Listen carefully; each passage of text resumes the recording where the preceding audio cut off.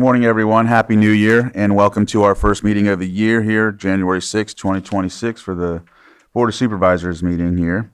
Wanted to start off first with a moment of silence, and I'm going to read this first one off and then give it to my colleagues for a couple others. And we have one for Congressman Doug LaMalfa. Douglas Lee LaMalfa was born on July 2nd, 1960 in Oroville, California. He was a fourth-generation rice farmer and lifelong resident of Northern California, deeply connected to agriculture and rural communities.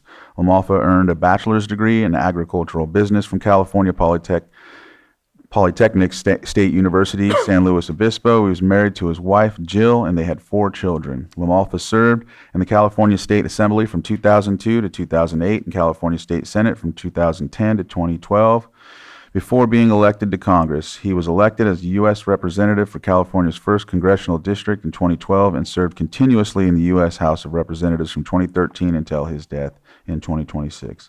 LaMalfa was known for advocating agriculture, water resources, forestry, and rural community issues on behalf of his constituents. LaMalfa was serving his 7th term in Congress and was a member of key House committees including Agriculture, Natural Resources, and Transportation and Infrastructure. He passed away on January 6, 2026 at age 65. His colleagues remembered him as a principled, conservative, and dedicated advocate for rural America. All right. I don't know who had another one. No, this was his. Same one? Okay. Go ahead. I have 2. The first is Lloyd Stotsberry. Lloyd Stotsberry passed away December 9th, 2025. He was 83 years old. He was preceded in death by his wife of 62 years, Carol Stotsberry. Lloyd was born in Flagstaff, Arizona. He joined the United States Marine Corps on July 29th, 1959 in Phoenix, Arizona. He underwent recruit training in San Diego, California. His colorful career includes attending several Marine Corps schools. Among them were the Communications Technicians School in Pensacola, the ANTSC 15 course at Camp Lejeune, the Basic Electricians course, the TPTT Technicians course, and the Digital Log course. Master Sergeant Stotsberry was a Vietnam veteran, having served with the Communications Battalion while in Vietnam as a cryptologist. His last tour with the Marine Corps, he was Chief Recruiting Officer in Northern California. His service decorations include the Navy Achievement Medal with Combat V, the Combat Action Ribbon, the Meritorious Unit Citation, and the Good Conduct Medal with 1 Silver Star. While being a recruiter, he was a Concord Reserve police officer and also worked in the Concord Jail. It was during this time he earned an associate's degree in criminal justice. After retirement from the U.S. Marine Corps, Lloyd got a job with PG&E as a power plant operator in Pittsburgh, California, and in 1982, Lloyd transferred with PG&E to the Geysers power plant, moving his family and relocating to Cobb Mountain, California, where he eventually retired after 20 years as a senior power plant operator. During this time, he was a volunteer firefighter with South Lake County Fire Department. After retirement from PG&E, he became a member of the Lake County Honor Guard team, comprised of all branches of the military services, which he was very proud of. Lloyd kept himself very busy with numerous ventures, such as starting a water trucking company known as Stotsberry Trucking and having his youngest son, Keith, drive with him. They worked with CAL FIRE. Other interests were sturgeon fishing, RVing across the country with his wife Carol, and stopping at either Reno or Las Vegas to play the slot machines. Most of all, he enjoyed camping with his family and friends, especially Bill and Debbie Burnett. And the Stotsberry family is such an important part of the Cobb community, so he is really, truly going to be missed. And the other I have is John Alderman. John Robert Alderman joined his heavenly family on December 20th, 2025, after fighting complications of heart disease and diabetes. He was a pizza aficionado from his Straw Hat Pizza days in Santa Rosa, where his parents had had their business. His wife sometimes called him Fred Flintstone because he worked in the Sire Batch plant on Todd Road in Santa Rosa for many years and was a proud member of the Operating Engineers Union Local 3. He took care of his Chevy sedan delivery and his 96 Harley Davidson, and he enjoyed listening to his iTunes, and Las Vegas was his favorite destination in his RV. If you needed help with a project, he was more than happy to help in any way he could. He spent many summers at the Skylark Shores Resort partying with the McGovern and Gaskin families before moving to Lake County in 2004. And John is survived by his wife of 34 years, Denise, his son Ryan, and his wife Allison, and grandchildren. He will miss hanging out with his cousins, Kathy and Ginger and Jennifer, and all of their families. The celebration of life will be held at the Chapel of Lakes on January 10th at 11 a.m. And my first is Kenneth L. Scott Sr. Ken Scott, a Lakeport resident, died on Christmas Eve. Ken served in the United States Army from 1973 to 1975 and was a mechanic. He trained other mechanics and carried his affinity for fixing things into his civilian life. Locally, within the past few years, Ken was honored as Lake County Veteran of the Year.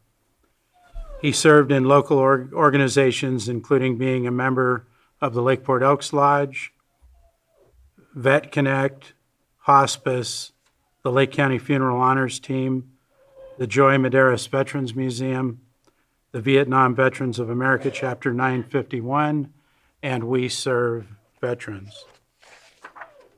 My next is Clifford Hugh Madison. Cliff passed away in December at his home peacefully at the age of 94 years. He was an avid hunter and outdoorsman and enjoyed spending time out on the range, camping, and hunting with friends. After graduating from Upper Lake High School, Cliff was drafted into the United States Army during the Korean War. He spent 2 years on the East Coast, where he was assigned to a missile unit. Cliff loved telling stories about all he did and saw during his time in the military. Following his military service, Cliff went on to college at Chico State, where he earned a degree in biology before returning to Lake County and then working for Lake County Mosquito Abatement for 35 years. Retirement suited Cliff well, and he spent the past 30-plus years spending time with grandkids and friends and telling stories. My next is Kent Woldridge, who died this past late November. He was born in Lakeport and was the first son of Joe and Gertrude Woldridge. He served in the U.S. Army during the Vietnam War. He then returned home and went to UC Davis for his teaching credential, and then returned to Lake County to serve the communities of Lakeport and Upper Lake as an educator, basketball coach, counselor, and advocate for students. He was also an accomplished pianist for local churches. And my last is Terry and Nan Cote. They both died this past year, several months apart in 2025. They met in the Bay Area and married in 1971. They had a son and a daughter and moved to Lakeport in 1982. Terry worked at the Geysers as a hazardous material specialist in construction. Nan worked for the Lakeport Unified School District, serving students for 27 years. Thank you. All right.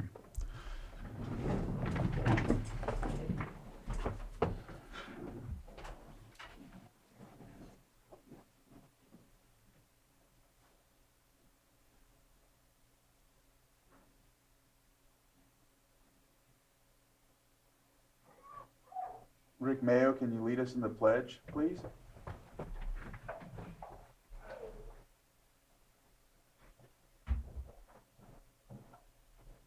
All right.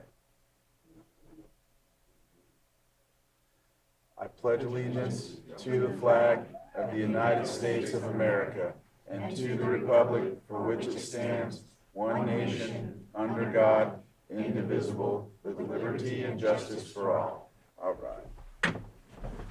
All right. We're going to go to our 6.1 and conduct, let me just read it off there, way we can go from there. Our 6.1 is an election of Chair of the Board of Supervisors and Vice Chair of the Board of Supervisors 2026. And the outgoing chair conducts this election, so I'll open this up. As you know, every year at the beginning of the year, we switch positions and usually goes by district. And I think we're in back on track because it used to, I think one of our previous supervisors decided not to, and so we had to skip around and all that other stuff. So here we are. Go ahead, and if you'd like to start, Supervisor Pyska. Yeah, I'd like to nominate Supervisor Rasmussen for chair. I'd like to second that. So I have a motion and a second, but I'm going to have to open it up for the public first and foremost. So I'll go ahead if there's anyone that has any comment on this from the chambers or anyone on Zoom. All right, I'll bring it back to the board, and we'll restate that motion in second. Do I have to restate it, or we're okay with taking that same one? As long as, thank you, Mr. Chair. As long as there's an acknowledgement that that was the motion. Okay. As so moved. So, all right, I have a motion and a second. All in favor? Aye. Any opposed? That motion carries 5-0. And then, go ahead, Supervisor Sabatier. Mr. Chair, move to nominate Supervisor Pyska as the vice chair. Second? I have a motion and a second, but what I'm first going to do again is open it up to the public in case there's anybody that would like to comment on this. All right, no hands either way, so we'll bring it back to the board, and Motion stands. Motion stands. All in favor? Aye. Aye. Any opposed? And that motion carries. And so we now have a new chair and vice chair, and I would have to give it over, right? Yes, we move over. Yeah, and I think we're just going to switch seats, right? Just switch seats. Yep. All right. Yeah. And thank you, Supervisor Crandall, for chairing 2025. All right. You're welcome. Yes, thank you. Never a dull moment. No. I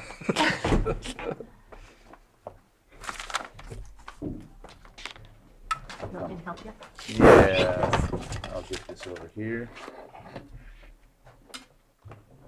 Sorry, I got too much stuff. So do That's I. okay, I'll come back with some of yours.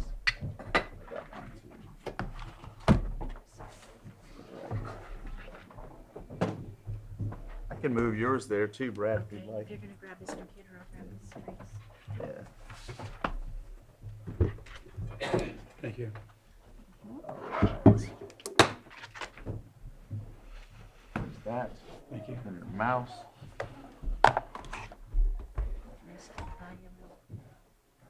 I think that's it, right? I think I might have something in the drawer. Let me check. Yep, there it is. All right. We're good to go. Oh. Oh, we got it. All right. I did it.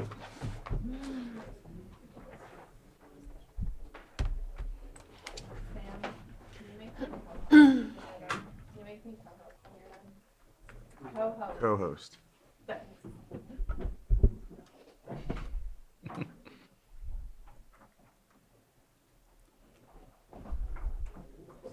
Yes, another picture. All right, so we can move on to our item 6.2, which is sitting as the Lake County Board of Equalization, election of chair and vice chair of the Lake County Board of Equalization for 2026. And do we have any comments before we open it up to the public? Is there anybody in the public that wishes to comment? Anybody online? No hands, bring it back to the board. Make a motion to have Chair Rasmussen and Vice Chair Pyska as the chair and vice chair for the Lake County Board of Equalization. Second. We have a motion and a second. All in favor? Aye. Aye. Any opposed? Motion carries 5-0. All right. Moving on to item 6.3, setting as the Lake County In-Home Supportive Services, election of chair and vice chair of the Lake County In-Home Supportive Services Public Authority Board of Directors for 2026. Any comments before I open to the public? Anybody in the room that wishes to comment on this item? Anybody online, Johanna? No hands, bring it back to the board. And Supervisor Sabatier? Mr. Chair, I move to appoint or elect Chair Rasmussen and Vice Chair Pyska to the Chair and Vice Chair of the Lake County In-Home Supportive Services. I'll second that. We have a motion and a second. All in favor? Aye. Aye. Any opposed? Motion carries 5-0. And next, we're going to move on to our 904 item, which is administer the oath of office to Thomas Beamer as Chief Public Defender. If you want to come forward, sir. And our Chief Administrative Officer, Susan Parker, will administer the oath. Stand right over here to do the consent agenda. Get my glasses on. Ready? Raise your right hand, please. I state your name. I, Thomas Feimer, Do solemnly swear do solemnly swear that I will support and defend the Constitution of the United States that I will support and defend the Constitution of the United States and the Constitution of the State of California and the Constitution of the State of California against all enemies, foreign and domestic, against all enemies, foreign and domestic, that I will bear true faith and allegiance to the Constitution of the United States that I will bear true faith and allegiance to the Constitution of the United States, and that I take this obligation freely without mental reservation or purpose of evasion, and that I take this obligation freely without Mental reservation. mental reservation, mental reservation or purpose of evasion, and that I will well and faithfully discharge the duties and that I will well and faithfully discharge the duties of the Chief Public Defender of the Chief Public Defender in and for the County of Lake upon which I'm about to enter. in and for the County of Lake upon which I am about to enter. Thank you. Thank you. Congratulations. Thank you very much.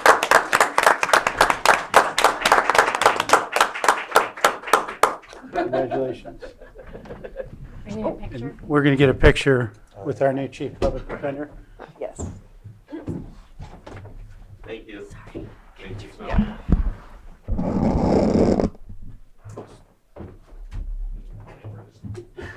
Thank you. Thank you.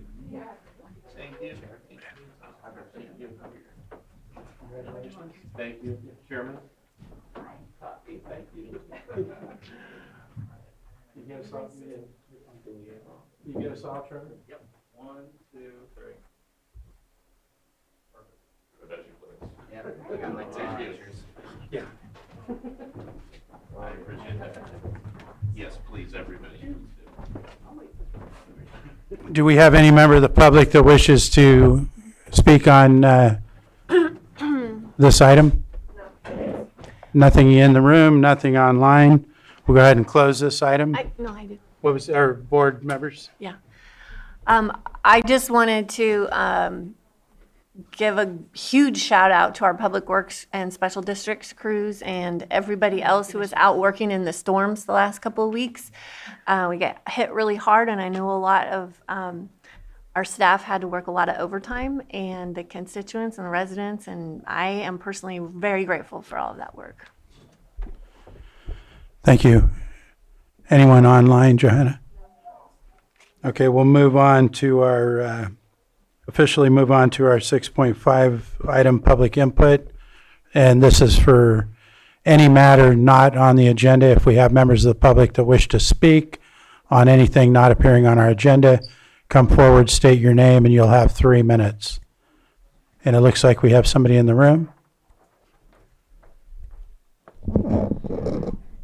Good morning, Board. Thank you. My name is Angela DePalma-Dow. I'm the Executive Director of Lake County Land Trust, and I'm making a public comment just to let the public and the Board know that this Sunday at 2 p.m. at Sopari Theater, we will be doing a matinee showing of the Clear Lake Science documentary, Hobbiton, Big Lake, Big Science. As you know, Sam Houston put together this movie for the Clear Lake Science Integrated Science Symposium, the first draft in 2024. And it has since been redone. It's the director's cut. It's very, very good. So we wanted to make sure we let everybody know that it'll be showing again during the day. It's about 2 hours or so, a little over.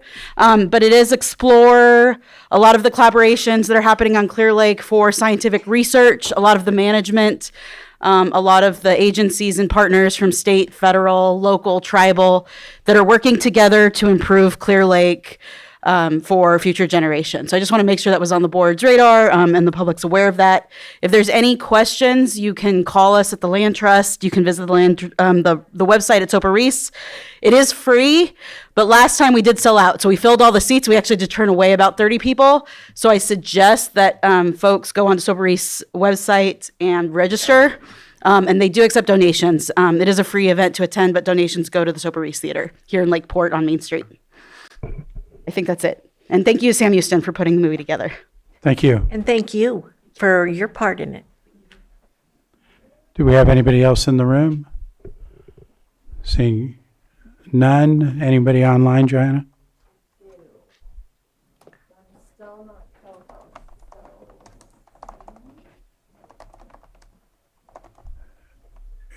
Online, Sam, can you make me co-host? I'm not co-host.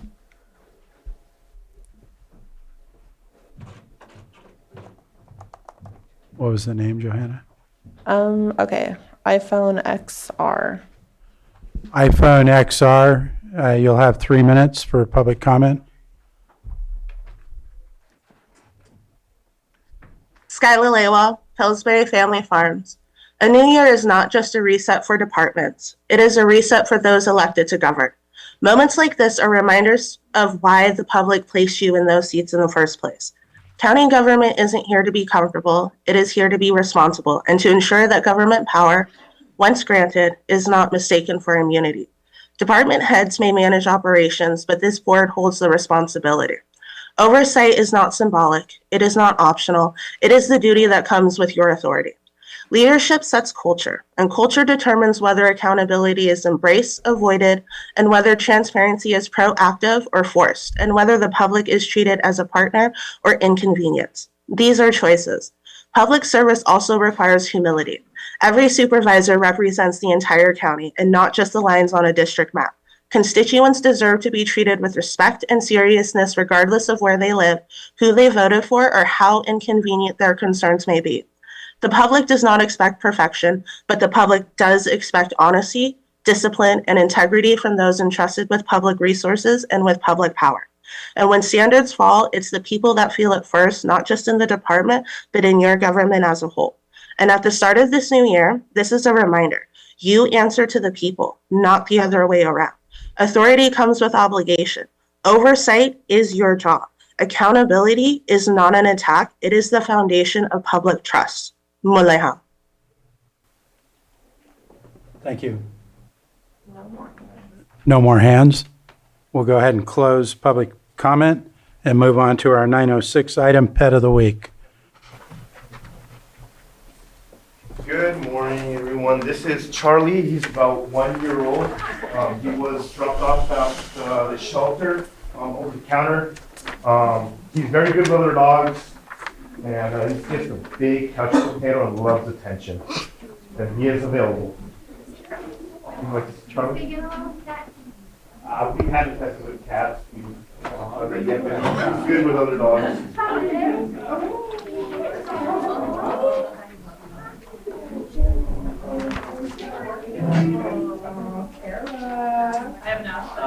I have enough.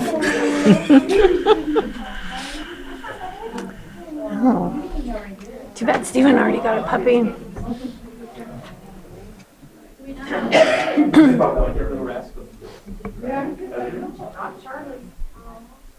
Well, he's available at the shelter, so if you guys like to stop by, or if you already have canines, you can stop by and we can do a behavior test and get along with your canine, and we can go from there, but. Thank you for coming in today. Good luck, Charlie. We're going to jump back to our item number 4. Do we have any extra items? No extra items, Chair. There are no extra items, then we'll move on. Any further comment from the public on that item? No hands. We'll move on to our approval of consent agenda. And I do believe that Item 5.8 is going to be pulled for discussion for later on in the meeting. Do we have supervisors that wish to pull any items from consent? Hearing none, I'd be ready for a motion. What was that? We have public.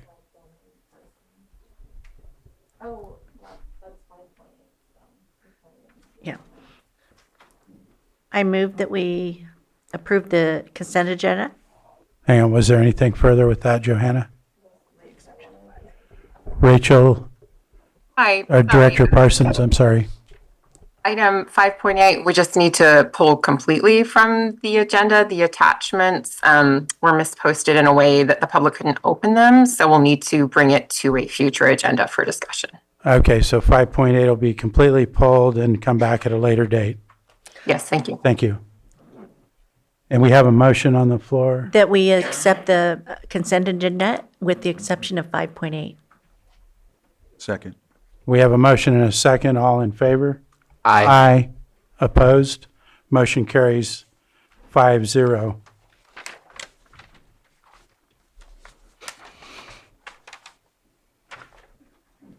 Now, I believe we're going to go back to 6.7, our timed item, which is presentation of proclamation designating the month of January 2026 as Human Trafficking Awareness Month in Lake County. And I'll go ahead and come down and read this. If there's anyone here for this, you're welcome to come up on the stage. Just a few.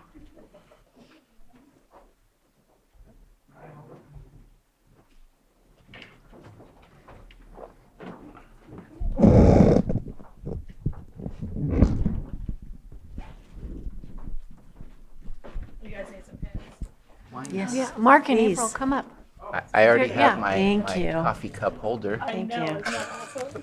Oh, my goodness, yes. And I will be putting it on. Thank you. All right.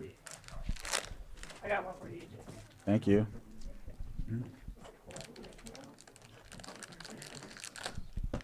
Looks like everybody's here. This is a proclamation designating the month of January 2026 as Human Trafficking Awareness Month in Lake County. Whereas human trafficking is a serious crime that affects people of all races, age, and gender. And whereas human trafficking is a borderless crime against individuals that violates the most basic human rights and deprives victims of human dignity and denies freedom to 32 million people around the world. And whereas human trafficking is the fastest growing criminal industry globally, and whereas California ranks first among the states in the number of potential reports of human trafficking, and whereas a serious form of human trafficking involves the exploration of children and youth for commercial sex acts, it is imperative that our young people and their families learn how to recognize risks and resist predators who use coercion and threats to manipulate children and young adults into sex and labor trafficking. And whereas Lake Family Resource Center is instrumental in leading the way in Lake County in addressing human trafficking by providing 24-hour hotline services and continuing support, advocacy, and accompaniment to survivors. And whereas preventing human trafficking in Lake County must include active public and private efforts to help recognize and acknowledge existence, and it is time to start conversations, take appropriate action, and support one another to create safer environment for all residents.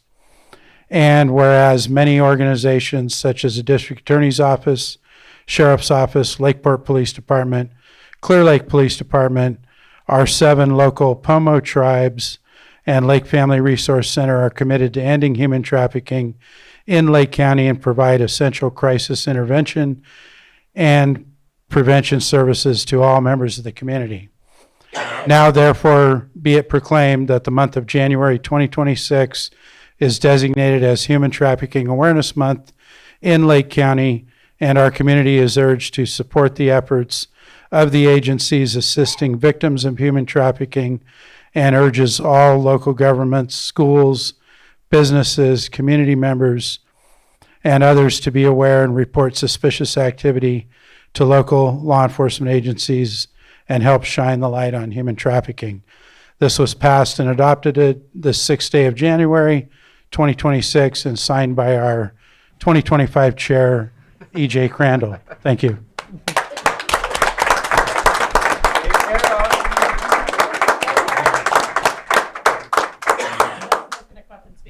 Yeah, I wanted to say a couple things before I turn it over to her.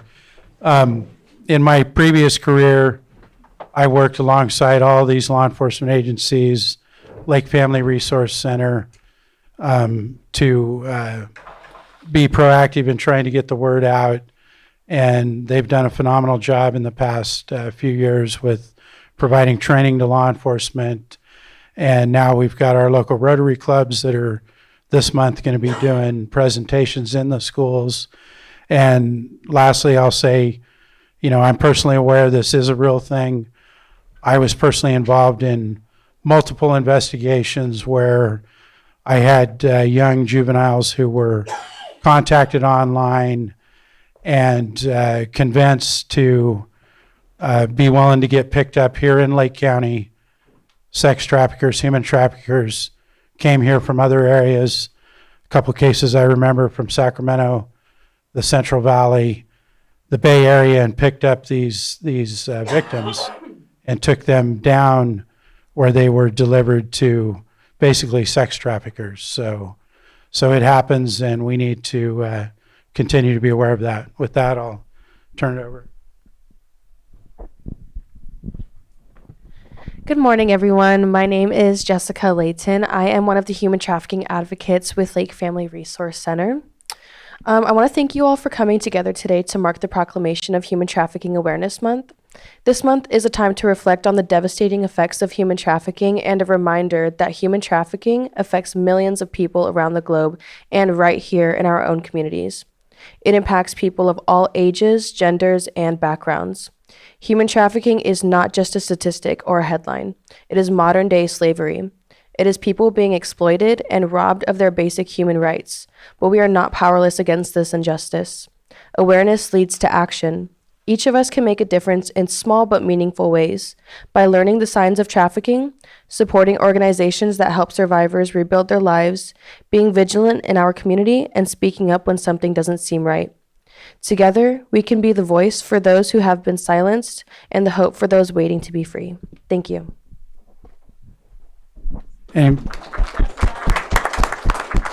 Anybody else from the group wish to make comment? Hi, everybody. My name is Kara Roberts, and I'm the coordinator of the Human Trafficking Program.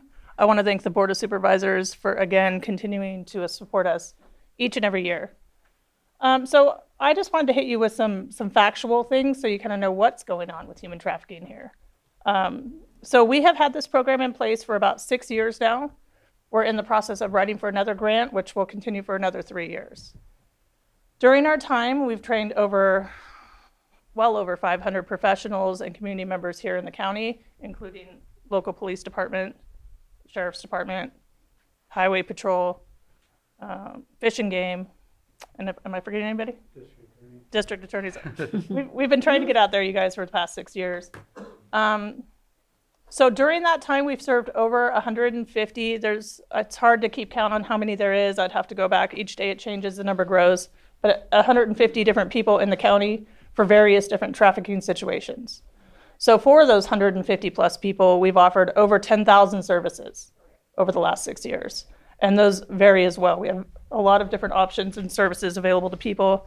There's scenarios that pop up that you wouldn't even imagine that you need to figure out a way through. Some things that we're highlighting this month, we are doing magnets on our local law enforcement's patrol cars. They support us every year. We have coffee sleeves that we've distributed throughout the county. Just this morning, this gentleman out here with Mixed Lakeport here in the lobby of the courthouse has agreed to start using our coffee sleeves for the month of January to bring awareness. We're working with Sisters in Clear Lake, Studebakers in Kelseyville, and Jitterbean in Lakeport.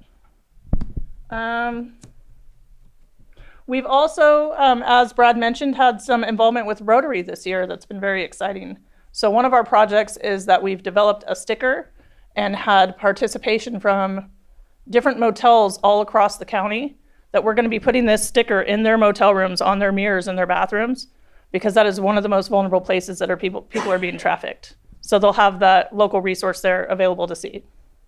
Another one is, and Mark is going to talk to you more about it, but working with Polyclass and Rotary, and we'll be doing booths at different events they're doing this month. So that's kind of stuff that we're highlighting. We do have a banner up. We're constantly getting out there, and we just want to thank the community for your participation and support. Thank you. Anybody further? Yeah, sure. Okay, thank you. I'm Mark Lips, and area governor for Lake County Rotary Clubs. And we have Michael Contos, who is president of the Kelseyville Rotary Club, and April Leiferman, who is Lakeport Rotary Club. Zabdi is not here. She's still basking in the glow of her Record B article. Kara has mentioned Lake Family Resources, all the involvement we've had, but you know what? How many people have actually heard or seen newspaper articles or anything local about human trafficking? Very rare, because the mission of Brad when he was chief, the mission of many of law enforcement, judges, and all that is to protect the victim. So it doesn't rise to the surface and become a priority like it could be if people knew the stories. When we've been involved in this for the last year, I can't tell you the horrendous stories that we've heard. And it would just chill you, but it's not out there because we have to protect the victim. So you have to think defense, education, and that's part of our reason for doing these presentations all around the school. The first one is here this Thursday, Lakeport, Kelseyville. And right now we're sliding, which rarely happens, but we're going to be probably over 100 people at this, parents, hopefully all parents at this presentation, and kids. We've also put together a pilot program with the kids to train the middle schoolers. And in success, we'll move on to the other districts to talk about that. And Lake Family Resources will be a central part of all of that, because they are the boots on the ground. They are the ones that are here. So if you can share the word that these presentations are open to anybody. If you're a Kelseyville parent or Kelseyville resident and you can't make the Kelseyville Lakeport presentation, go to another one. We're going to be all towards the end of the month. We'll be all around the lake. And if it's not incentive enough, come for the door prizes, because it's really, really great door prizes. And I got to thank April Leiferman and Michael Contos for being just this great team to make this thing happen at this county. And also, I know I'm always long-winded, Kara, sorry.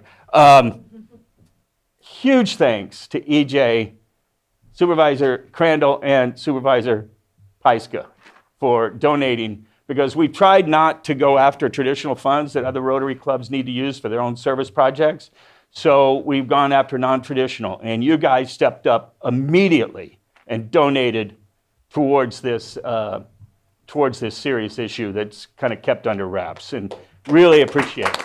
So you guys, you saw the need and you jumped in. And EJ, I've met with the tribes, and they are hopefully going to be involved. And some of those stories you've heard, one of them was from Supervisor Pyska herself. So, not that she was trafficked, but I mean, she had a 1 degree of separation. So anyway, thank you guys, and thank you, Kara. You are wonderful. Your staff is brilliant, and much appreciated. Thank you. Can I say something for a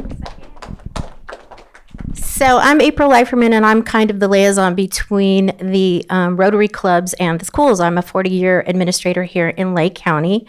And I also want to thank Brad Rasmussen. We really needed information and statistics about what's happening here on the ground. When we talk to parents and kids, they don't often understand the profound danger that they're in. And so Brad can just rattle off situations, and that is helping our presentation. And one of the things that we learned from Polyclass is, who do the middle schools who are most vulnerable, those kids listen to? They listen to high school kids. They think us adults are a little out of touch or kind of tired of listening to us. You know, we don't really know what's going on. So yesterday, Mark and Michael and I were in the training with a Polyclass trainer with 5 amazing high school seniors. And just the training and the excitement and the knowledge that these students will bring to all of these evening presentations is really going to affect our middle school kids. So thank you again. Thank you. I turn it over to board members for comments. Go ahead, Supervisor Pyskis first. Yeah, I really want to show my appreciation to all of you. We've had a lot of conversations over the last year in building up everything that's rolling out this month, and it's taken a lot of your hard work and time, and it's so needed and it's so important. As Mark mentioned, one of my very close family members in the early days of social media was targeted here in Lake County, and luckily they understood that things were not right, that they were being targeted by somebody online, and called my sister, and my sister called the sheriff, and the sheriff did a sting operation, and they were able to put an end to that immediately without anyone getting hurt. But it was very obvious when that person was located and when their car was located what their intentions were. And so this is something that you often don't know how close it hits you because nobody talks about it. And for the very good reasons that Mark brought up, but it is something that we need to talk about and bring into the light because it is happening here. This is something that is prevalent in our communities. And so thank you all for standing up to this and broadening the network, because that's really what we have to do to keep our community safe. Any other supervisors? I want to applaud all of you as well for what you're doing. It's vitally important. Human trafficking is slavery. It is savage, and it is a crime against humanity. Defeating human trafficking is probably the greatest moral calling of our time. And I love the idea of the stickers in the bathrooms at the hotels and motels. I think that was brilliant because that is where a lot of them are going to be. They're going to see where they can get help. So kudos to whoever thought of that. That was awesome. Thank you for what you do. Supervisor Sabatier? Yeah, I want to thank Lake Family Resource Center. It's been at least 12, 14 years since I know you've been working on this as far as your advocacy for the victims. My first recollection was when you put together a movie at Soparis where a young female approached, forget her name at the time, it was before Lisa Morrow, but approached the Lake Family Resource team and said, I think I'm being trafficked. And the district attorney was there at the time, and it ended up being a case. So some people don't even recognize what is happening to them. And it's just unfortunate, the world that we live in, there is more slaves today than there were when slavery was legal. And it's just a sad fact of the world that we live in. And that's how desperate people are to try to get out of the situations that they're in, or to get the make-believe life that they think they're going to receive. I don't know. But it's just a sad state of affairs. So thank you for the long-term efforts that Lake Family Resource has been having. I know I tried inviting you guys to a state conference. It didn't work out. But to me, your work should be highlighted because you do great work. I'm really happy to see Rotary joining in. I think it just multiplies the voices and the efforts that are happening. Because the more we all know, whether it's parents or children, the more we can be aware of the signs. Because I've literally sat next to somebody who's been arrested for sexually trafficking people. I was absolutely not aware in my college class that that person was involved in doing those things. You just don't know. And it happens. Based on the meetings that I've been at the state, Sacramento is the #1 hotspot in America. So we are living next to the #1 hotspot, which creates the danger that we have in our community. So don't think these things don't happen in your community. They are happening. Be aware, learn, take part in what's available in the community, and be safe. So thank you all for what you're doing. Thank you. Chair or Supervisor Crandall? Expound on some of this. I wanted to emphasize on the actual, the work aspect of this when it comes to people that come from different countries. I know that there was some folks in my district that were brought over from India, and their green cards or their visas were taken away from them until they can complete what they needed to. And then not to mention, folks that come up here and work in the farms, or the cannabis farms as well, and they're brought up here to do the work. They have nowhere to go, nowhere to stay, and there's that aspect of it. So, at times it seems as if there may be some real legit housing going on or something like that, but at the same time, when you look at the conditions, as you can see, we had a project here that we had to look at where people were living in below standard conditions, and that's human trafficking. So I just wanted to mention that, that you all are doing the good work to make sure this doesn't happen in our communities. Hopefully we can get a grasp on it and make sure it doesn't continue on, but continue doing the work. Thank you. Thank you, Board. I think we'll get a picture before I open it to general public. What was that? Can I mention something real quick? Real quick. It'll be real quick. It'll be real quick. I learned this from Kara, actually. And what we don't want, those of you who are the public online, we don't want you to think that Lake County is the human trafficking capital of the world. It's not. This is a California issue, which they went from #3 to #1. And so I know it sounds like, oh, we're the hot spot. We're not. But this is something, this is our county, this is our backyard, this is something we need to take care of. So, right. We are like, we check the boxes. So.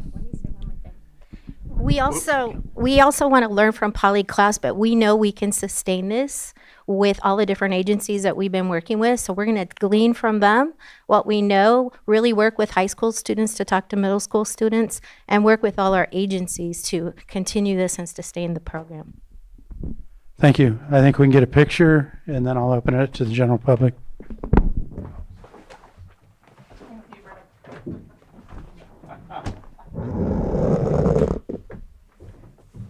You guys need to go. Come on, get over here. No, you're fine. You're fine. Jessica. Yeah, we need boots on the ground up here. I'm short.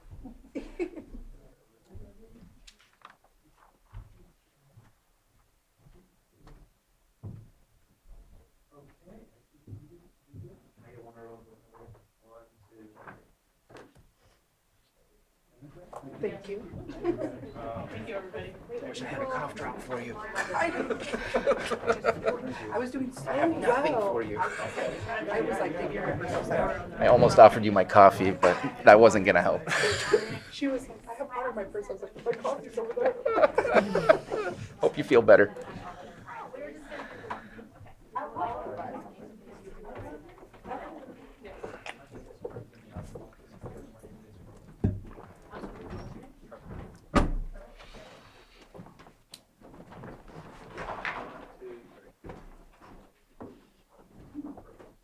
Thank you. So I know Pond Ray reached out.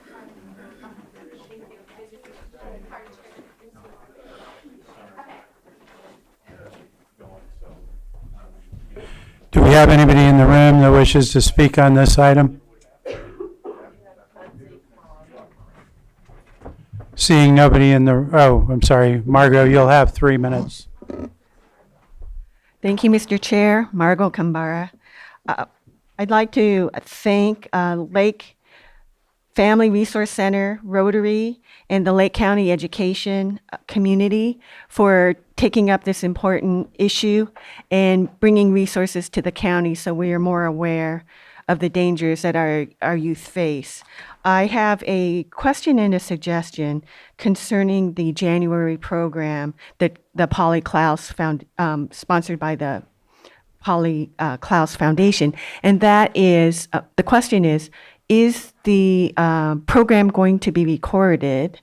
And if it is not, I suggest that it is recorded so it can be a future resource for parents who can attend or youth of appropriate age who can attend this program. And then perhaps arrangements can be made with PEG TV to record the session. Thank you. Thank you. So part of our grant was sustainability. And so the presentation in Kelseyville is going to be recorded. There is a presentation at the other high schools too. But the pilot program in Kelseyville is where the Polly Klaus Foundation trained the high school kids.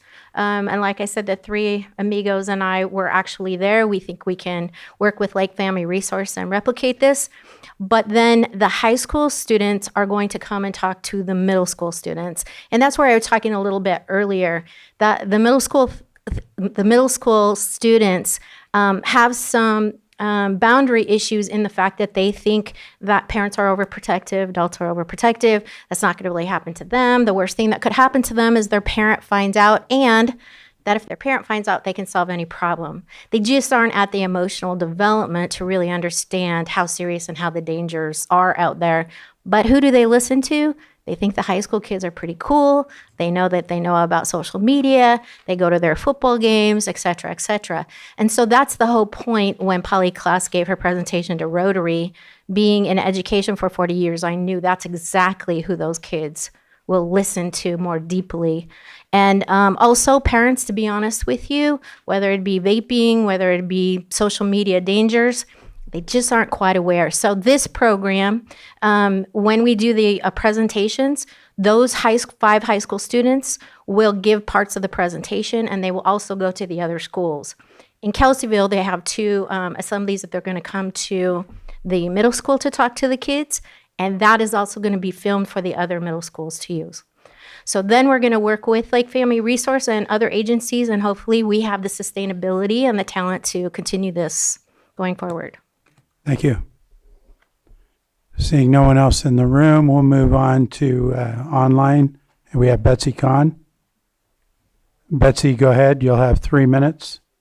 Thank you, Mr. Chair. Betsy Kahn from Upper Lake. I just want to remind everybody that in the last couple of years, maybe 3 years, the grand jury did a report on human trafficking in the county. And they described the county as very popular with those human traffickers who like to bring their trafficked persons to Lake County because it's so easy to hide them here and then transport them to the metropolitan areas where their services are sold. It's pretty chilling, and I really recommend everybody read it. Thank you. Thank you, Betsy. Anyone else online? Seeing no more hands, we'll go ahead and close this item. And at this point, we're going to move on to item 7.2 before we jump back to a 10 a.m. timed item. This item 7.2 is consideration of chairman's recommended 2026 committee assignments for members of the Board of Supervisors. And we have our Carolyn Purdy here with this item. She is passing out an updated list. And so I guess first, see if any board members have comments or if they're asking for any changes at this point. We'll go ahead and start with Supervisor Sabatier. Thank you. So I was a little surprised, and I'm guessing it's just from all the conversations that we've had, and I appreciate that it's acknowledged. There is a Redbud Fire Safe Council, but I don't feel that it needs to be on an appointed Board of Supervisors list of committees. The reason that Supervisor Owen and myself are involved in it is just to make sure it gets started.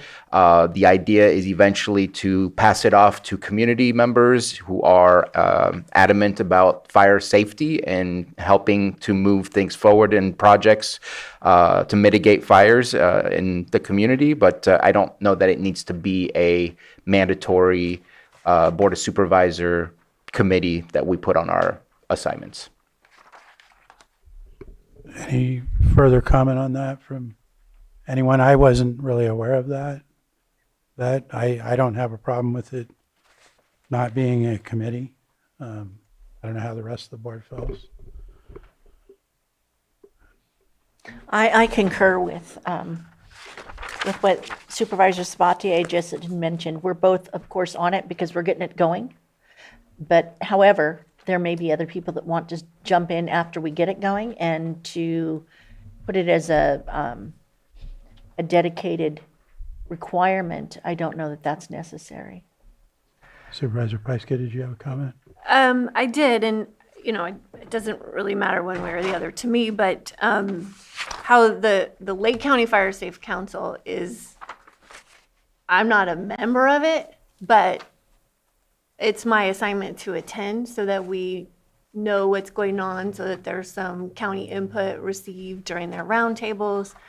That's how it functions there. So if that's helpful, but it's up to you. I'm assuming it's not a Brown Act committee. That would be my only question. We will be following the Brown Act just to make sure that agendas are put out in a timely way. It's a public meeting. It's a good process to follow. To make it appropriate and predictable for anyone who wants to be involved. And I think that it's important that we have a board member on the Lake County Fire Safe Council because we want to keep the finger on the pulse.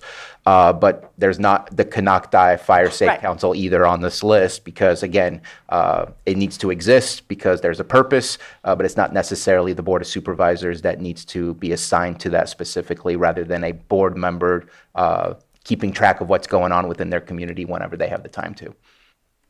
Any information from county council on, do you have any concerns about it not being a formal committee on our list? So your board can, for purposes of this agenda item, your board can make amendments to it. So it sounds like one of the proposed amendments would be to just, it's either going to, could be construed as either removing the membership of the two board members from that Fire Safe Council. That's one proposal. It sounds like the other proposal in the alternative would be to just remove this Fire Safe Council from the list of committees that's in this document. So your board may want to gain clarification from that as to what's being proposed. Do you want to clarify, Supervisor Sabatier? The latter. This was not created by the Board of Supervisors. This started off with a first meeting of the Red Bud Fire Safe Council, and so to me, it just doesn't belong on the list. Okay. And I have others as well, such as Hidden Valley has a fire safe, and I do try to go to their meetings, but it's not assigned to me. Okay, so do we have consensus to remove that one? That's fine. Yeah, that's fine. So that'll be removed. Do you further, Supervisor Sabatier? Yeah, just an additional, I see that we do have 2 vacancies, and one of them is not up for negotiations. It's one of the perks of being the chair of the board. Those who have been there are in agreement. The Law Library Board of Trustees, that vacancy should be to Chair Rasmussen, but just kind of wanting to open up the dialogue for the Lake County Maternal and Child and Adolescent Health that is vacant as well currently. Yes, I was going to mention that one. So I understood that was going to happen with the Law Library. So with the maternal child and adolescent health, it's been determined that the board in 2024 did update bylaws for that, and that part of that was calling for a supervisor or our designee to be assigned a seat on that committee. That should have happened almost 2 years ago, but it didn't for whatever reason.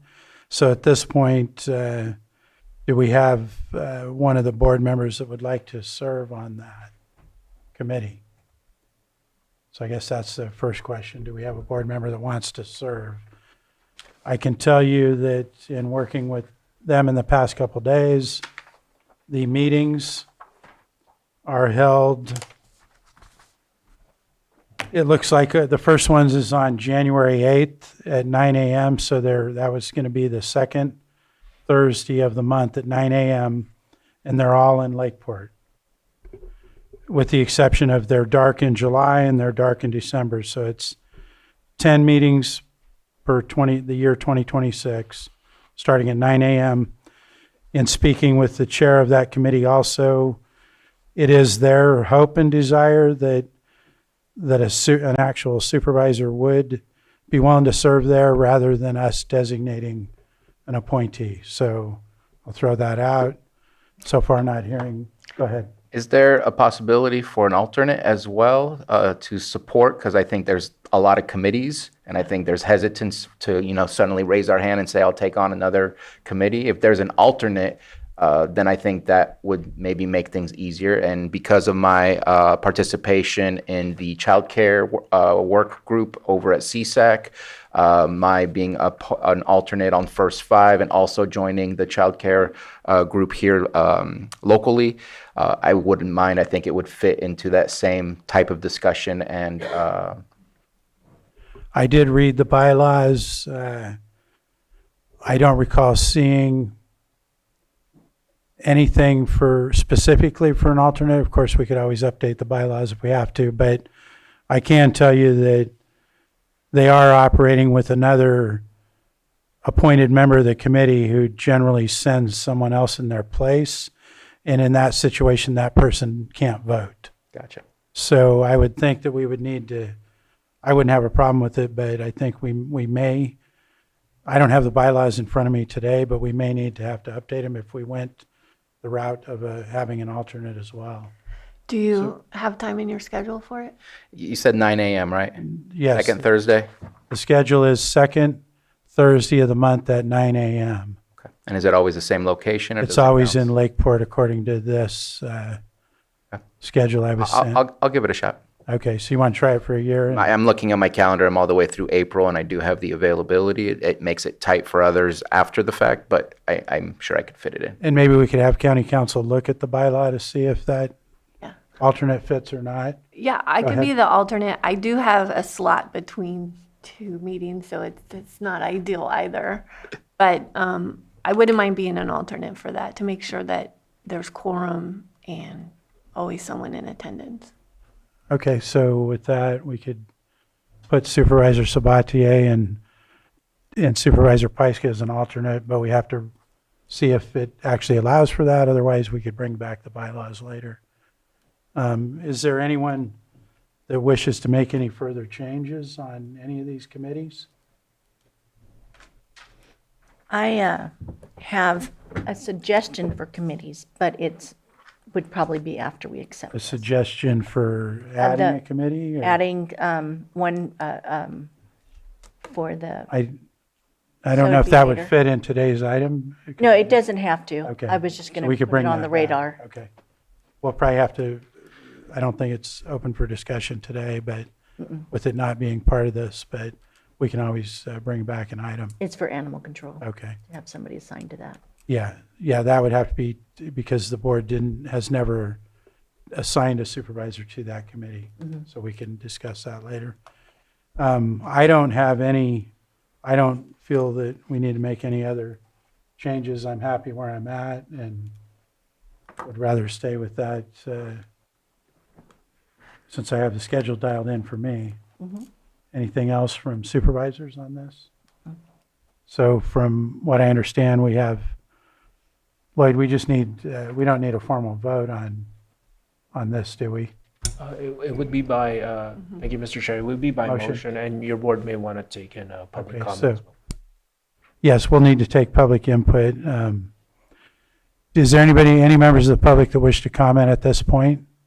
Anybody in the room? Anybody online? What was that? Oh, we have Samantha Bond, and she's actually the chair of the Maternal, Child, and Adolescent Committee. Samantha, go ahead and we'll unmute you. Thank you.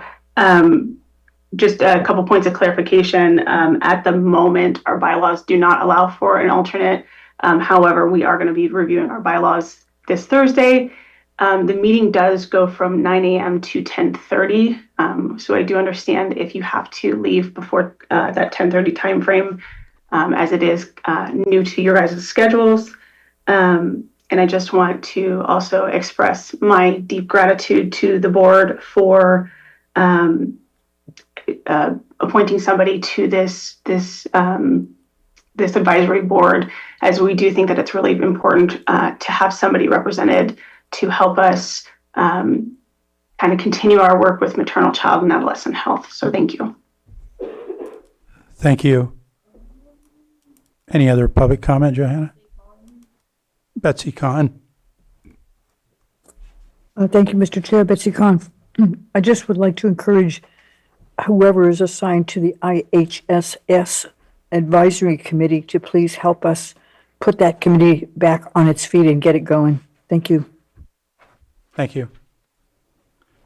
So if there's nothing further from the board, I think we're ready for, can we do one motion, County Council? For both of those? Thank you, Mr. Chair. So it would be the motion as presented to your board with the committee assignment list would be to appoint the recommended 2026 committee assignments for members of the Board of Supervisors as amended with the amendments laid out by your board in the discussion. Okay, and Caroline, did you have a clear understanding of the amendments that were made? Okay. So offered? Second. Motion's been offered and seconded. All in favor? Aye. Aye. Aye. Opposed? Hearing none, the motion, or I'm sorry, did you have? I just wanted to add something afterwards, but let you finish. Okay, so calling for a vote, all in favor? Aye. Aye. Opposed? Nobody opposed. Motion carries 5-0. Go ahead, Supervisor Sabatier. Yeah, I just wanted to mention, based on the public comment we received, there's not an IHSS committee that supervisors are appointed to. We are the IHSS decision-making body, as we just decided who the chair and the vice chair is. I know that I've had conversations in the recent past, probably within the last 6 months, with Social Services Director Rachel Dillman-Parsons to see what we can do to get people back in. But usually the majority of, if not all of the board members that are part of that committee are those that are using the services of IHSS or providing services within IHSS, and it's been a difficult time to get people to raise their hand and want to be a part of that. I will check in again, but I know that we made another effort and we were not able again to get things going. So it's just a difficult group to put together. Thank you. Okay, with that, we'll go ahead and close this item and move on to our 6.8, which is a 10 a.m. item. It's a public hearing, consideration of agreement for the purchase of real property adjacent to the East Lake landfill in Clear Lake, and B, adopt a resolution accepting and recordation of grant deed. And we have our Public Services Director, Lars Ewing, here, and I'll turn it over to him to introduce this item. All right. Good morning, Board. Lars Ewing, Public Services Director. The memo spells out what the request is, but just for the purposes of summarizing it, the county has been pursuing an expansion of the East Lake landfill over the last 5 or 6 years. Well, that's all right. If I'm out of time, then vote. So we just completed, the county just completed phase 1 of that landfill expansion that your board had previously approved. The expansion is built in phases.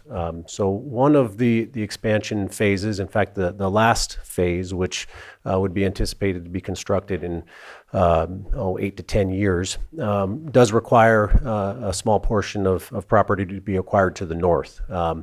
And so that in 2021, your board approved a negotiating committee for conceptual approval, granted conceptual approval of that acquisition. So since that time, it was a number of years ago, but since that time, we've progressed with the property owners to get to the point where we have a purchase agreement along with the resolution for the recordation of the grant deed. So I know that's a very brief summary, but the long and the short of it is it's about a little over 11 acres of property to the north, and it would provide an estimated 5 years of additional site life for the landfill. So I'll end there and happy to answer any questions. Thank you. Do we have any questions from board members regarding this item? Supervisor Sabatier? Yeah, just a brief comment. Thank you for the extra information that you provided. Made it very clear as to exactly what pieces of the properties we were purchasing, and also gave me a little insight on what for. So I appreciate that. Thank you. Thank you. Do we have any members of the public in the room that wish to speak on this item? Seeing none. Johanna, do we have anyone online?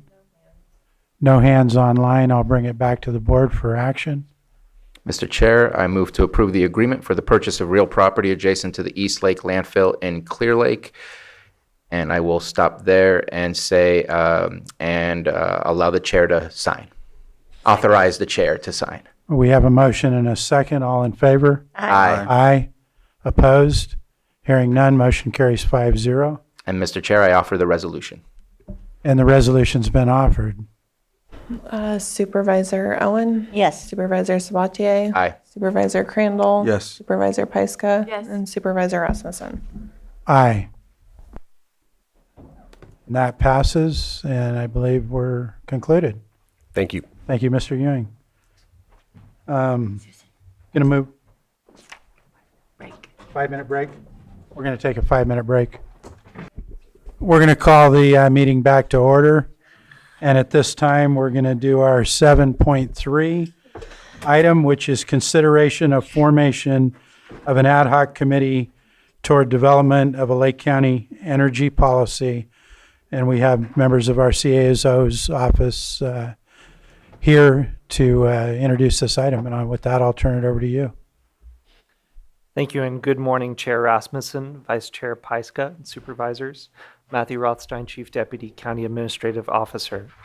As you will recall, during your board's 2025 discussion surrounding consideration of implementation of community choice aggregation, interest was expressed by multiple supervisors in developing a broader energy strategy and/or policy for the County of Lake. Toward that end, the concept of forming an ad hoc county energy policy committee was raised. Topics that could be addressed by such a committee include county policy for intake and management of energy projects, consulting on matters of statewide or federal energy policy that affect Lake County's interests, siting of geothermal and other energy projects, initiatives to mitigate high energy costs, and partnerships to analyze possible environmental impacts of energy development. This ad hoc committee would be tasked with providing strategic input and recommendations for your board as a whole to consider in development of an energy policy. If your board so desires to create such an ad hoc committee, staff recommends representatives on the committee include at least the following: 2 supervisors, the county administrative officer or designee, community development director or designee, the Public Services Director or designee, the County Treasurer or designee, and the Deputy County Administrative Officer focused on economic development, Mr. Rickelman. Prior to receiving your further input, Economic Development Focused Deputy County Administrative Officer Benjamin Rickelman will provide a brief update on energy-focused considerations that have arisen since your board's discussion of October 2025. And your board's continued engagement with this topic truly is timely, as rapid increases in electricity demand of the past 5 years are projected to continue, and additional investment in geothermal technologies, for example, is expected in order to meet statewide energy goals. Mr. Rickelman. Good morning, Board. So there, as Mr. Rothstein mentioned, there's been several developments since we discussed this topic in October. First, there's been some engagement with other CCAs. So I've been reaching out with ones that are close or semi-close to Lake County. We have meetings scheduled with Marion Clean Energy, which operates in Napa County and a few other counties, and a meeting scheduled with Valley Clean Energy, which operates in Yolo County. And also reaching out and hoping to hear back from Pioneer Energy, which Glenn County will be joining in 2027. So we will update the board once we have more information from those CCAs and possible path forward. Another development is looking through questions from the community regarding geothermal and just broader energy policy with the county. There's a lot of technical questions, but there's also a difficult developmental pathway for energy projects with California's rather, I would say, opaque but demanding entitlement process. So with that, I was looking at Imperial County, which was appropriated $5 million from the state in 2022 with through SB 125. And part of that is for a programmatic EIR and specific plan. That's for both the development of a lithium industry through lithium extraction and manufacturing, but also geothermal, which is a major resource down there. And it's really the only area in California where there's been significant geothermal development recently. So looking at that, they've been going through this programmatic EIR process, and they just released a draft. It's almost 1,000 pages. It's quite the document, but it does a lot to go really in depth, kind of what are the impacts potentially with seismicity, water usage, impacts with the Salton Sea. And so they got now a really, I would say, comprehensive analysis on possible impacts of this industry. On the flip side, what it does is it creates a overlay of geothermal. And so it makes a much more straightforward process since they've done all this spade work on the front end with potential environmental impacts to provide more regulatory certainty for projects. So I think it could be a great tool for Lake County.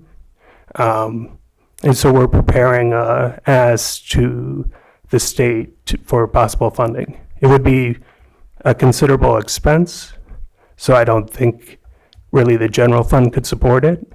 But it might be because kind of the unique economic opportunity it offers to the county, but also addressing community concerns with these industries. I think it could be a really powerful tool. So going to be working with community development to refine that ask, and then re-engaging with the state delegation to hopefully get that funded.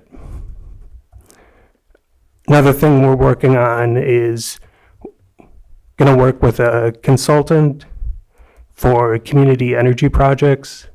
So there's been several comments here and in community meetings and discussions of the impact of high energy prices on small businesses. So what we can do to attain funding for microgrid projects and battery energy storage. So hopefully that provides some solutions. It's a little bit of a struggle right now because of the pullback in federal tax credit funding for solar arrays, but we're keeping at it. And then, as Matthew was talking at a high level, there has been an increase of interest from energy companies. Actually, starting tomorrow, there's a geologic hydrogen company, I think you're all aware of, Coloma, that's going to start reaching out to landowners in Lake, Mendocino, and Sonoma regarding subsurface imaging. So at this point, it's just putting a small node in the ground to look at subsurface for hydrogen potential. We anticipate that will start in April. They said they're going to contact several hundred landowners. They would be compensated if they want to participate. And then, of course, if anything were to develop with exploratory drilling, it would have to go through the county's permitting process and through the states. So for any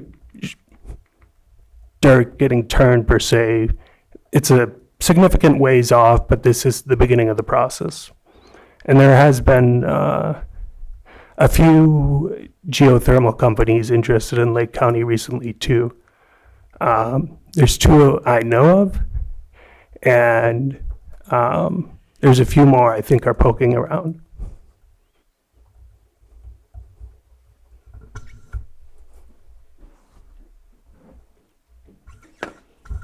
Thank you, Mr. Glickman, for your updates, and we look forward to your board's engagement and discussion and consideration of whether to form an ad hoc committee as described. Right. Looks like Supervisor Owen. I'm really excited about this. I think it's much needed. And so I would actually be interested. And I believe Sabatier would be interested as well. Supervisor Pyska. Yeah, I'm glad we're having this conversation again, too. There's a lot going on, and it's really important that we pause for a minute and set our table and prepare for more and more developers coming. It's really important that we develop a pathway for when developers reach out. They know exactly who to talk to. We have a team in place. We develop this policy. We do the programmatic EIR. There's a lot of work to be done, and there is a sense of urgency here. So I'm glad that we're talking about this again. There's quite a lot going on. We've had a lot of conversations about microgridding in my district going all through last year that do involve public service and special districts. So I don't think that they need to be part of this ad hoc committee permanently, but I would like to have the flexibility to be able to bring them in as needed to talk about these different things. And, ultimately, we need to decide what's best for Lake County before we start courting developers and before developers start coming here.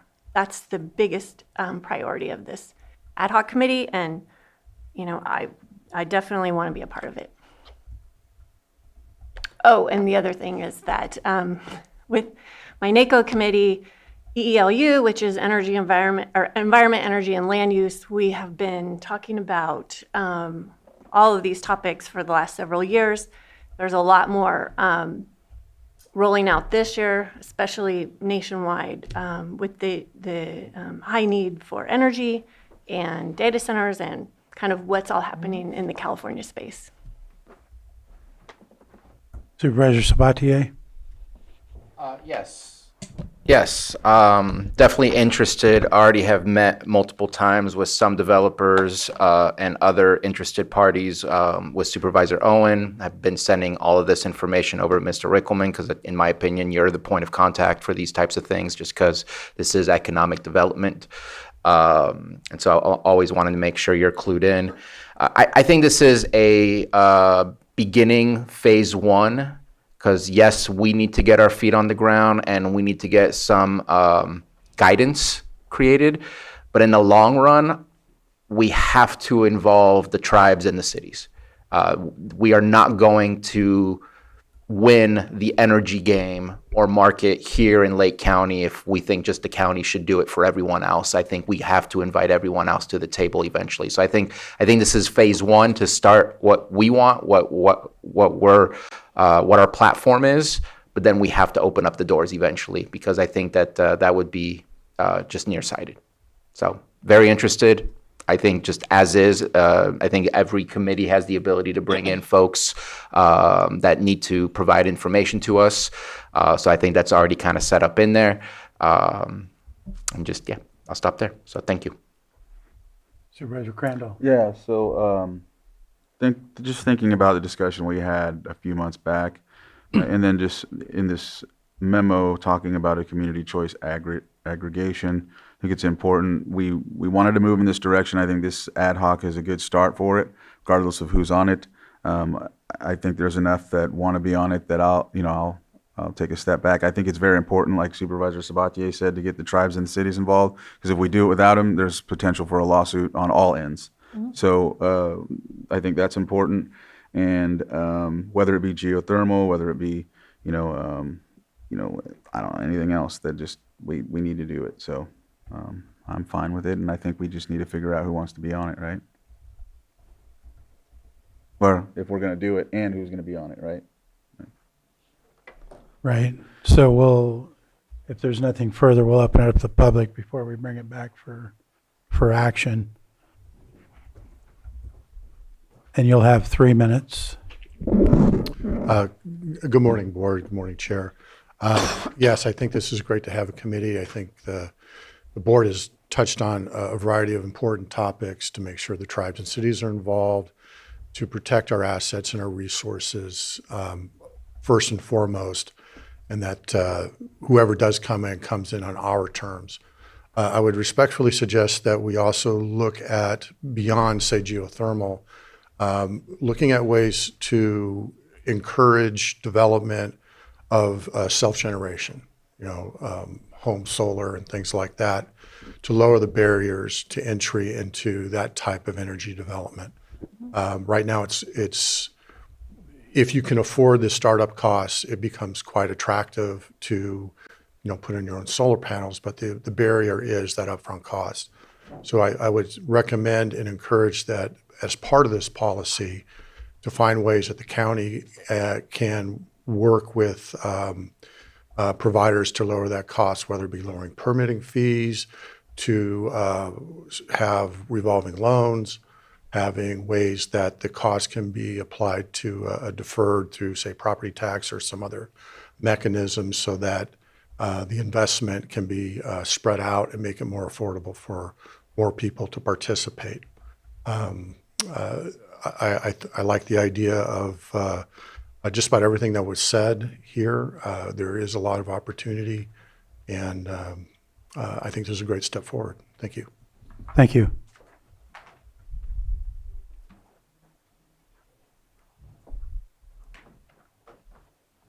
Wes Baker, Lower Lake. Good morning, Board. I think this is the first time I've been here that I'm not opposed to something. This is a great idea, you guys, and it's what's really needed. And I think a lot of what we went through last year could have, and more likely would have been avoided, in that we came real close to being fooled by someone in regards to the geothermal, at least, and we didn't get the whole side on the discounts of what we may get, if we use those guys. But the geothermal side of it, it was kind of aloof of what we were being told, was how about that, they called it a geozone, and I think that was a word that they made up, or they for sure were using it, and they weren't really clearly defining it to anyone. And there was a lot of questions. In fact, I even brought up during that one of their own board members, I was watching their TV of their board, and one of their own board members, right in the last month, I think it was in October or November when we were voting on it, one of their board members asked them, what is a geozone? So they didn't even know, and we can't be fooled by this kind of stuff. I watched another one of their meetings, and come to find out, and they were a little aloof in not telling us. So I'm not saying they weren't telling us the truth, but we weren't getting the whole truth. So we're getting a little bit off topic. If we can focus on this energy. There was a major contract with Chevron involved in that. And we can do a major contract with Chevron. We can do it ourselves, if that's the case down the future. In 2000, back in 2000, about 2004, 2005, there was another geothermal that wanted to set one up over in Lower Lake at the Herman Impound. They were going to tap into a Superfund site, and they were going to build this big plant right on the lake. And the board then passed a rule that said no visual industrial stuff on the lake. We need to keep that in place, And we need this group. We really need this group. We need this group in another way is that if a plant decides to come here, have a bond for when they decide to leave and it doesn't work, that this plant is removed. I think right now we're focusing on should we form this committee? Yes, and this is what I'm just saying reasons that we should form it is because we need to have rules in place. We need, Bruno talked about a platform. We need planks first before we make the platform. We need individual little planks and yes, make the committee. Thank you. Thank you. Do we have anyone else in the room? Yes, Margot, you'll have 3 minutes. Thank you so much, Mr. Chair and Board. Margot Kambara. This formation of an ad hoc committee is a terrific first step.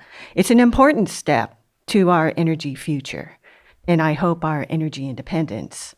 The approach that Supervisor Sabatier suggests, I think, is very sound, and it makes a lot of sense, and it is most fair to include the tribes and the incorporated cities, to have bring them to the table. May I also suggest that the ad hoc committee cast a wider net for energy solutions and look beyond just CCAs, community, I forgot what it is, aggregator, community choice aggregators. Consider, at least look into Lake County as its own energy broker and bringing in partners so we are more independent. So we do provide more reasonable utility rates for our residents and our businesses. Thank you. Thank you. Anyone else in the room? Johanna, do we have any hands online? No hands online. Bring it back to the board. I hadn't weighed in yet, but I definitely agree this is something we need to do right away and start working on. I also agree that having the cities and the tribes involved right now, early on, is definitely beneficial to our future discussions on these items. As far as assignments, I'm fine. I know we have 3 people that are interested, so I'm fine not trying to get on this one. I feel like probably Supervisor Pyska and either the District 1 or 2 supervisors should be, one of those 2 as well, should be on the committee. That's where I stand. I agree with that. Supervisor Sabatier. I just wanted to say that I am going to reiterate what I said earlier. I think it's good for us to meet as the county first, to set our platform as the county because we need to think of us as an agency first and foremost and create our platform. Then we invite everyone else. Let's not bring a community choice aggregate and say, here's what we want to offer, and then have that be the last conversation. We need to do that way ahead of time with the cities and the tribes for whatever we're moving towards. But I think we need to figure out what are our options, what are we looking into. Once we have a better platform to jump from, then we open up into phase 2. I really believe we need to start internally and grow from there, but not move into a project and share that project at the last moment like I feel like we were doing with the choice aggregate that was provided earlier or later last year. So I would still love to be on the committee. If it's not worth the fight, then I'm okay with backing down. But I just think that there's been some collaboration already between myself and Supervisor Owen with some of the things that were discussed here already. And I think there would need to be a conversation on how do we cut that and not have some kind of Brown Act at that point for the conversations that have already occurred in the past. So that's again, willing to jump off, but there are some conversations that have gone pretty deep. Supervisor Owen? Yeah, we have been working, and actually we're setting up another meeting with somebody. And the big issue for me was we have resources, and I wanted our community, our people here in Lake County, to be able to benefit from those resources. And that's the direction that we were working on. We do have somebody that has formed these type of, they've formed CCA, is it CC, the committees anyway, the power agencies, and they have stated that they will work pro bono to help put us together, to put this together, to put something together for Lake County. But the big issue for me, and one of the reasons I could not support the Sonoma County Clean Power, was our people really were not benefiting. And I want our people to be able to get lower electrical bills. And I didn't know that this ad hoc was going to be coming forward. I've asked Bruno to help me, and we've been working together with another power agency where it could possibly bring our bills down by 40 to 50%. And I don't know if it's going to come to fruition or not, but it's something we've been having some talks with. And so that's why I had mentioned nothing, with Jessica. It was just that Bruno and I had already been working with and meeting with somebody that said that they would pro bono their expertise in this field, in this area. So, and I would like to, if possible, can I go ahead and offer that we put the ad hoc together? Hang on, we have further comment Yeah, before action. I feel very strongly that I need to be on part of this. I think I brought this up when we were having the last conversation. It was my suggestion to do this. It's bigger than just geothermal, and I appreciate that there's already been conversations. I think there's ways to remedy that so we don't have Brown Act violations going forward. But it's bigger than geothermal, although I do have a new plant coming back online in my district. This includes biomass, this includes microgridding, this includes hydrogen, this includes all of our energy policy. So it is important to take that really broad look at everything that's going on. Sure. We also have wind power coming into Lower Lake, it looks like. So I'm aware that it's broad. It's a broad spectrum. And lastly, I'll comment, I'm fine with, if we want to get this started, but my thought process on the tribes and the cities was, I just want to get that done sooner than later. So, I don't know how long it's going to take to get it off the ground and figure out before we invite them. But so I'm fine if we get started first, as Supervisor Sabatier said. And I still feel I know we have a lot of interest. We can only do 2.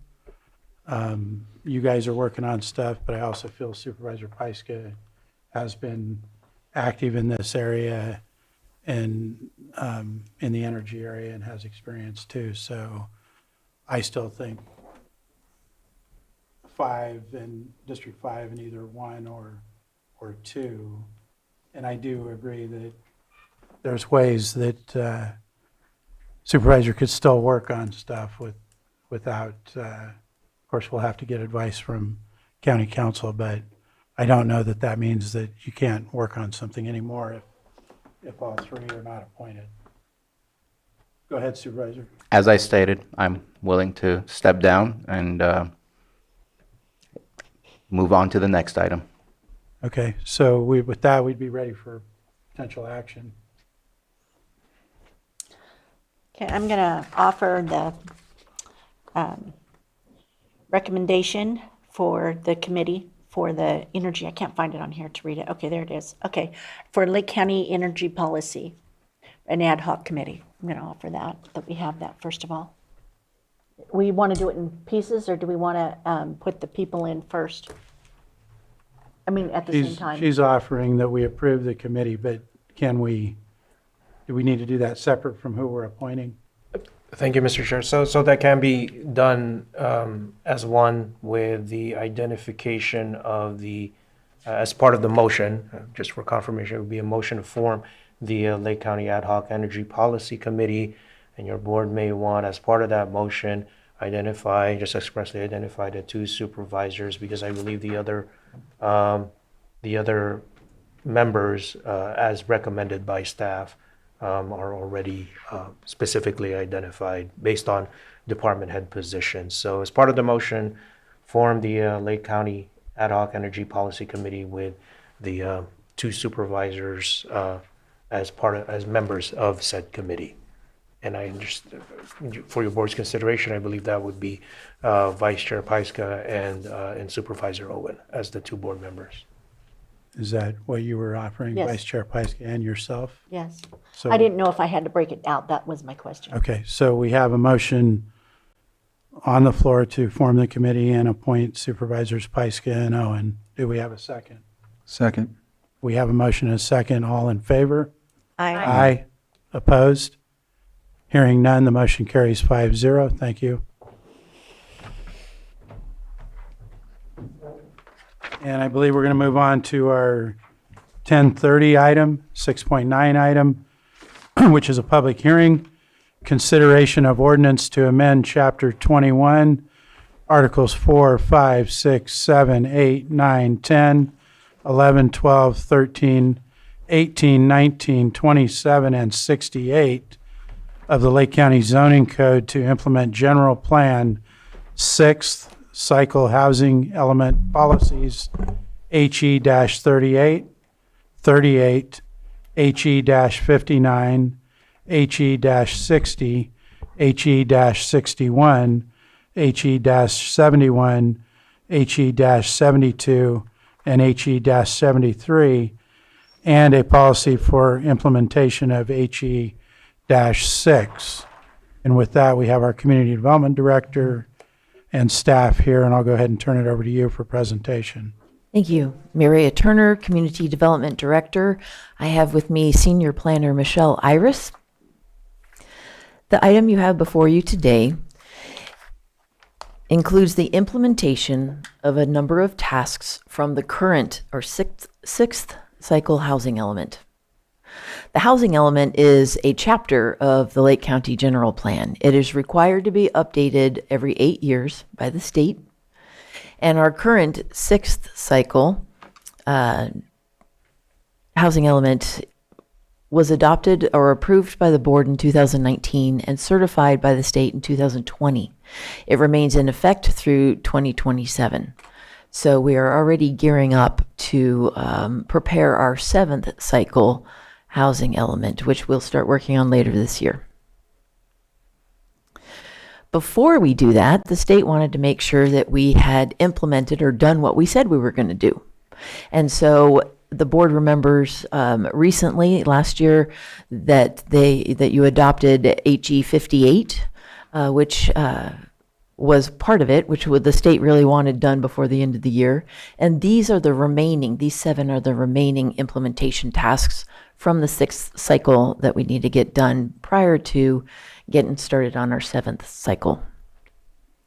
The purpose of the housing element is to highlight the jurisdiction, in this case the county's housing stock, the condition, the demographics of our county, who are our residents, what economic levels are we, and to look for ways to assist or to support housing development in the county through a variety of activities. One of which is lowering governmental obstacles, and this could include permit fees, permit time processing, zoning restrictions, regulations, things like that. And so that's what's focused on in these implementation tasks today. We'll go through them one by one. The first one is not included in the draft zoning amendment that is an attachment on this item, and that's because it's actually a policy. It's the establishment of a policy and procedure that will give priority and expedited processing to residential developments that include a significant portion of units restricted to very low, or moderate income households. And so that was included as policy number 1. We have shrunk the time for permit processing, which is kind of fast tracking these particular projects when they come up. Additionally, we listed things that we're already doing that would assist in supporting this type of development. And that includes the pre-development meetings, which have existed for, ever, which we do encourage our larger and more complex projects or applicants to apply for, because it's an opportunity for multiple departments, all the stakeholder departments that would be adding recommendations or requirements or asking questions, to meet on the project at the same time prior to the applicant paying a lot of money to actually launch their application. We have also instituted the electronic permitting system, or OpenGov, which does enable, it does streamline and enable them to apply easier. And so that would be our policy that, if approved by the board, would be added to the Community Development Policies and Procedures Manual. The remaining items before you are included in an ordinance to amend our zoning code. The next one, HE 38, is to adopt amendments that would allow additional residential development in community commercial areas where appropriate services are available. Not only was this particular one included in the sixth cycle housing element, but as we have surveyed the county for the Lake County 2050 general plan and local area plan update, there has been strong support that's resonated throughout the county in every local area plan supporting additional mixed use opportunities in our community commercial areas. And so we're kind of excited about that one, because in all the meetings that we had with the LAPACs and the GPAC, we got a lot of positive support for not huge residential developments like you can picture, in Vallejo with a store on the bottom and like 120 units on top, but more like an apartment above or next to a pizza place or over the coffee shop or things like that. Our current zoning ordinance has been fairly restrictive in that, and this would open that for additional development uses. The next one is to allow supportive housing by right in commercial or other zoning designation that have access to support services. This one is to come into compliance with existing state law.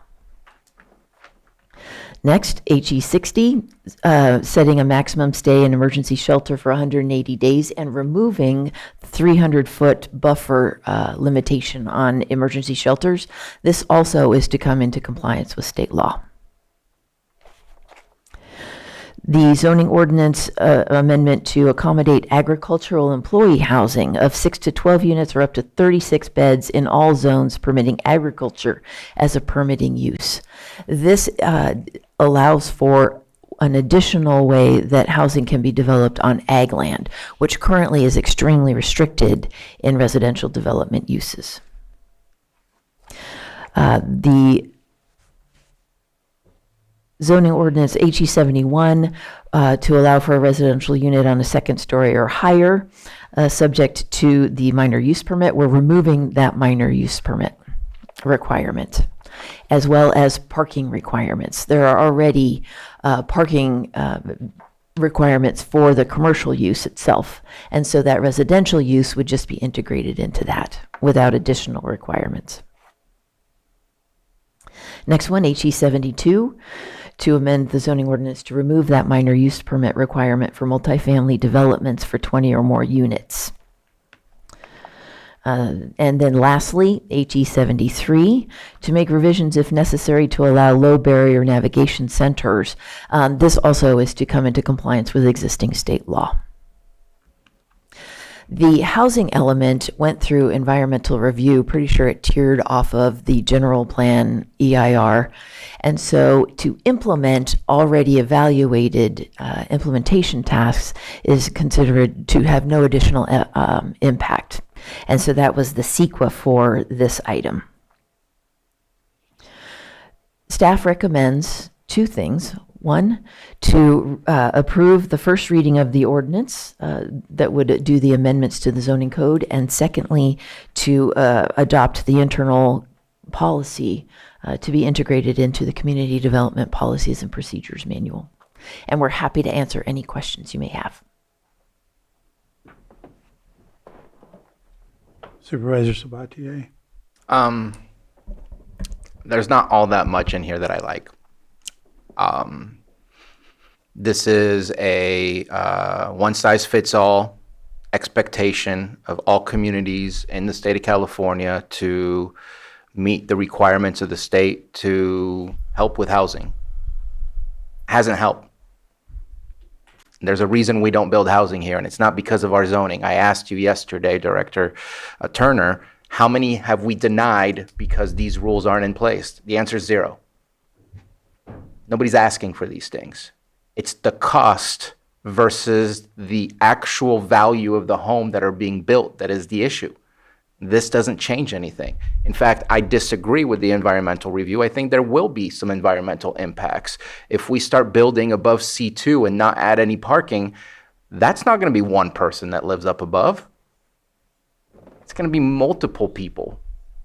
And so if you drive around in some of the low-income areas that we have, parking is a major issue, and there's cars all over the place. And I just think that we are, it's not 2027. I think that we need to have a conversation with RCRC. I think we need to have a conversation with HCD and invite them to come here and see what this community is, and that these things are not the barriers to what they are telling us are the barriers. But approving this and just saying yes, I don't see my vision, and maybe we don't share the same vision. I don't see my vision of what the character of our community is continuing to be the character of this community if we start looking like normal Marin County suburbia or inner city type of environments where we're just building up. And I think this takes away the local control.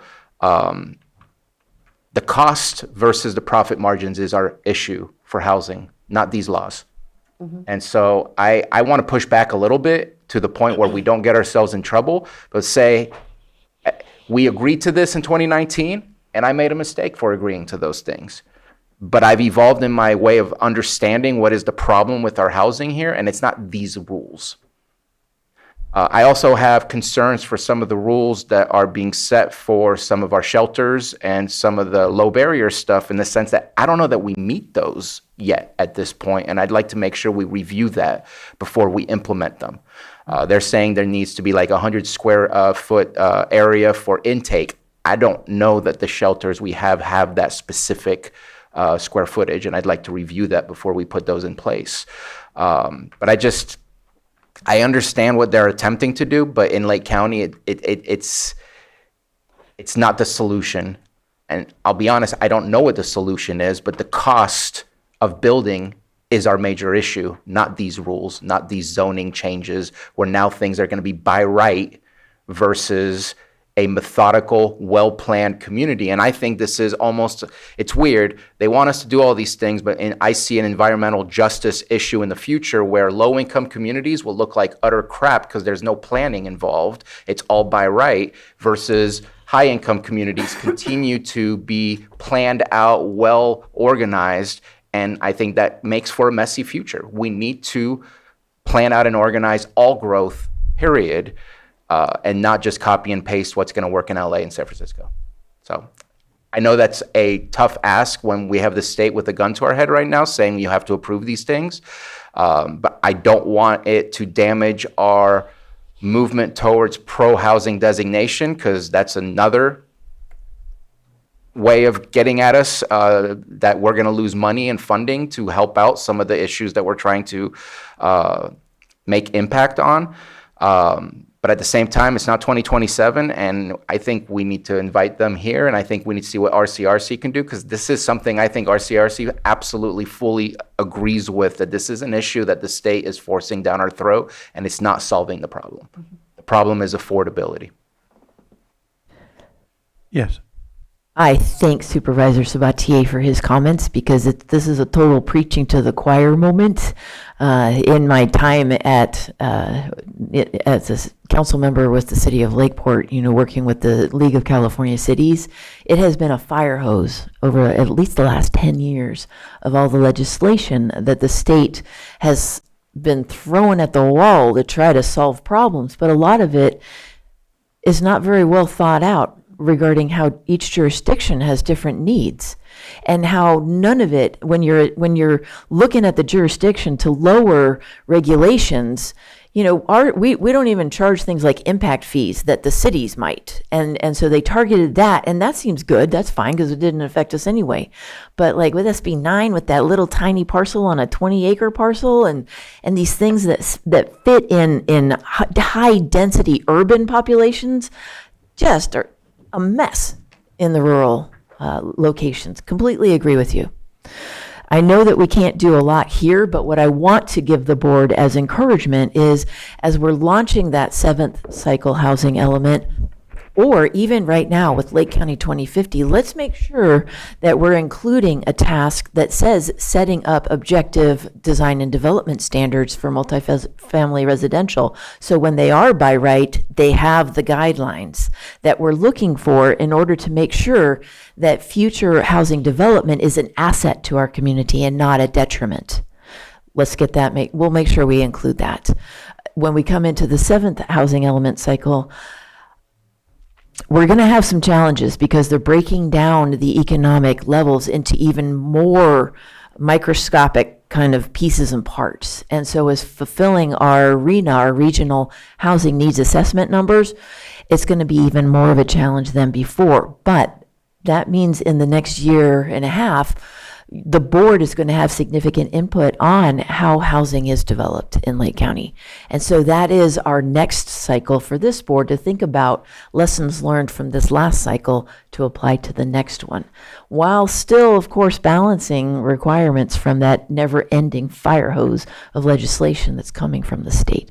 And please talk to RCRC about getting some of these housing-focused state legislators out to Lake County, because I don't know if they've seen large parcels in rural areas before, and I don't think they're really thinking about them as they're making laws that will affect us.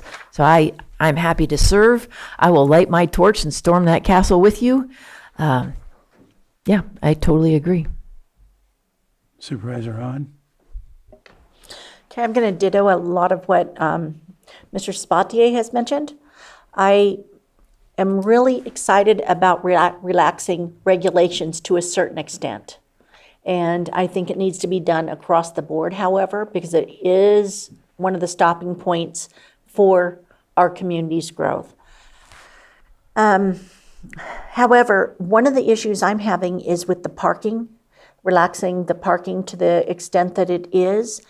In the urban areas, they have much more transit, community transit, public transit, that we don't have here. Therefore, more of our low income do have vehicles. And if we're not requiring the parking spaces to take care of that, we're going to run into some issues where are they going to park? Because they do have vehicles. So that was a huge issue for me. And I just, like I said, I echo what Sabatier has said, but I do think we need to kind of really be looking at the parking as well, because we don't have the public transit. Any further board comments before we open to public? Supervisor Pyska? And just, again, with the parking and our communities, we also don't have curbs and gutters and wide streets everywhere. So there's a lot of infrastructure that is not being considered, like you mentioned, like rural. The rurals don't look like the suburbans and the urbans. And, this blanket of policy just doesn't apply.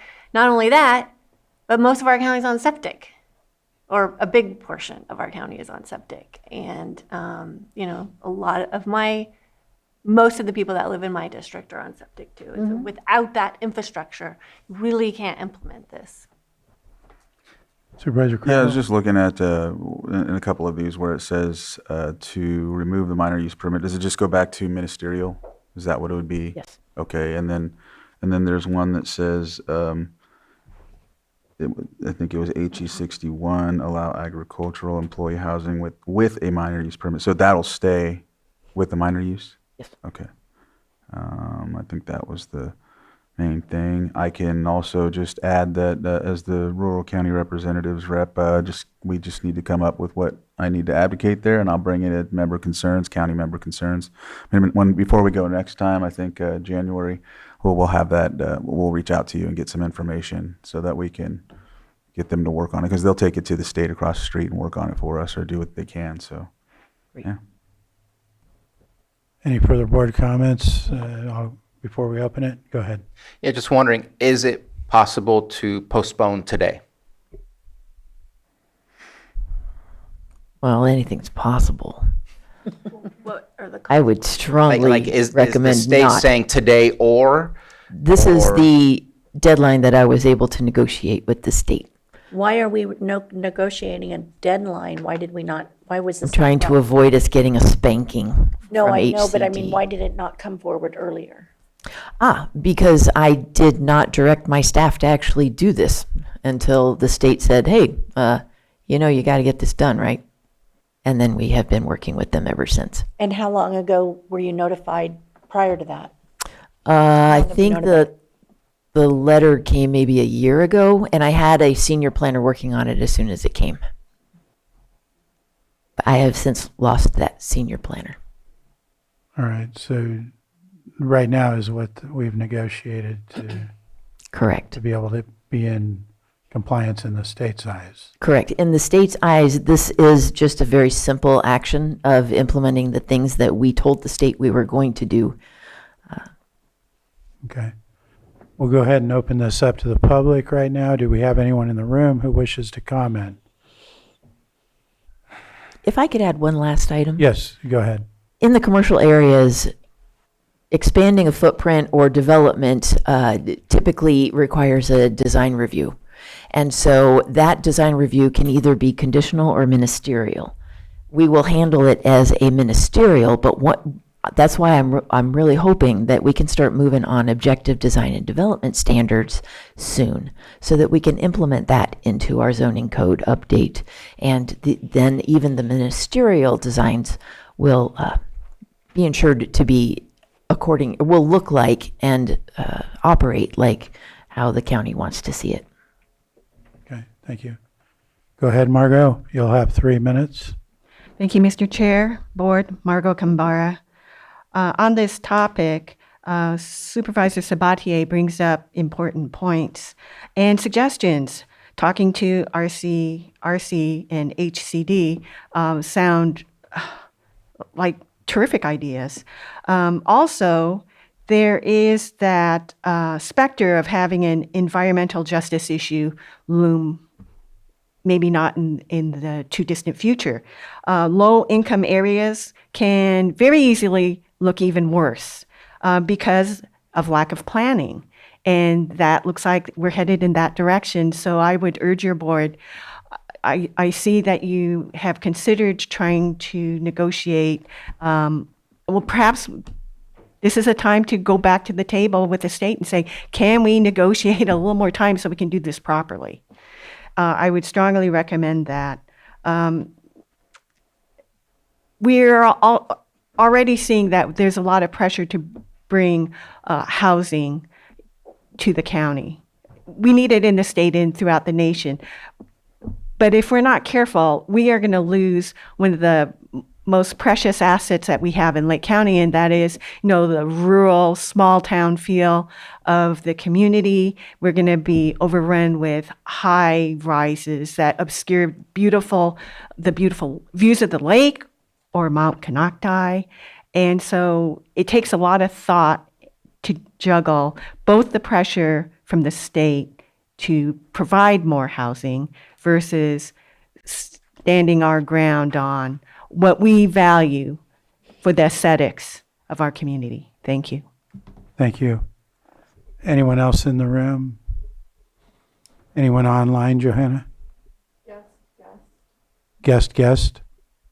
Go ahead, guest. Thank you, Mr. Chair. Angela Amaral. I have to agree with Supervisor Sabatier. This is not a one-size-fits-all scenario. It needs to be discussed further.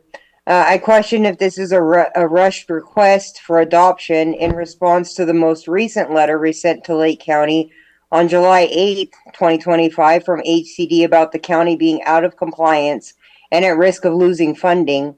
The letter gave a deadline of November 2025 for an updated timeline since Lake County was out of compliance and years overdue. I'd like to ask if an updated timeline or other response was sent to HCD since their letter to the county in July of 2025. And I do believe that this needs more input, discussion with RCRC, HCD, but I'd really like to not see it be rushed. This is a lot of changes for people in the county.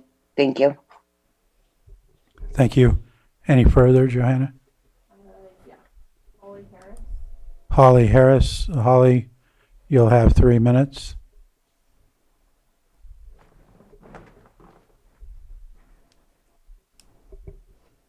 Can you hear us, Holly? Sorry, I thought I was unmuted. Holly Harris, Clear Lake Oaks. Thank you. I have a couple comments on the proposed ordinance and policy, but first I want to say that I do agree with Supervisor Sabatier and Owen, and I also do feel that this is being rushed. First of all, the first one is on the draft HE6 to expedite processing. That includes a significant portion of restricted units, but the document refers to qualifying projects, but there's no criteria. So what's the definition of a qualifying project? What's considered significant in terms of amount? What type of oversight will ensure the units remain restricted? And can we reference the California state definition of restricted unit or some other definition for clarity? And secondly, the one that I'm most concerned about is in sections 9 through 12 of the proposed ordinance on the HE 72 and the amendments to Article 12 on R3 zoning. This section is confusing. It repeats itself. The numbering is incorrect. In section 11D, it refers to an expedited affordable housing project as defined in Article 68, but there is no definition, nor is there any mention of one as regulated in Article 27.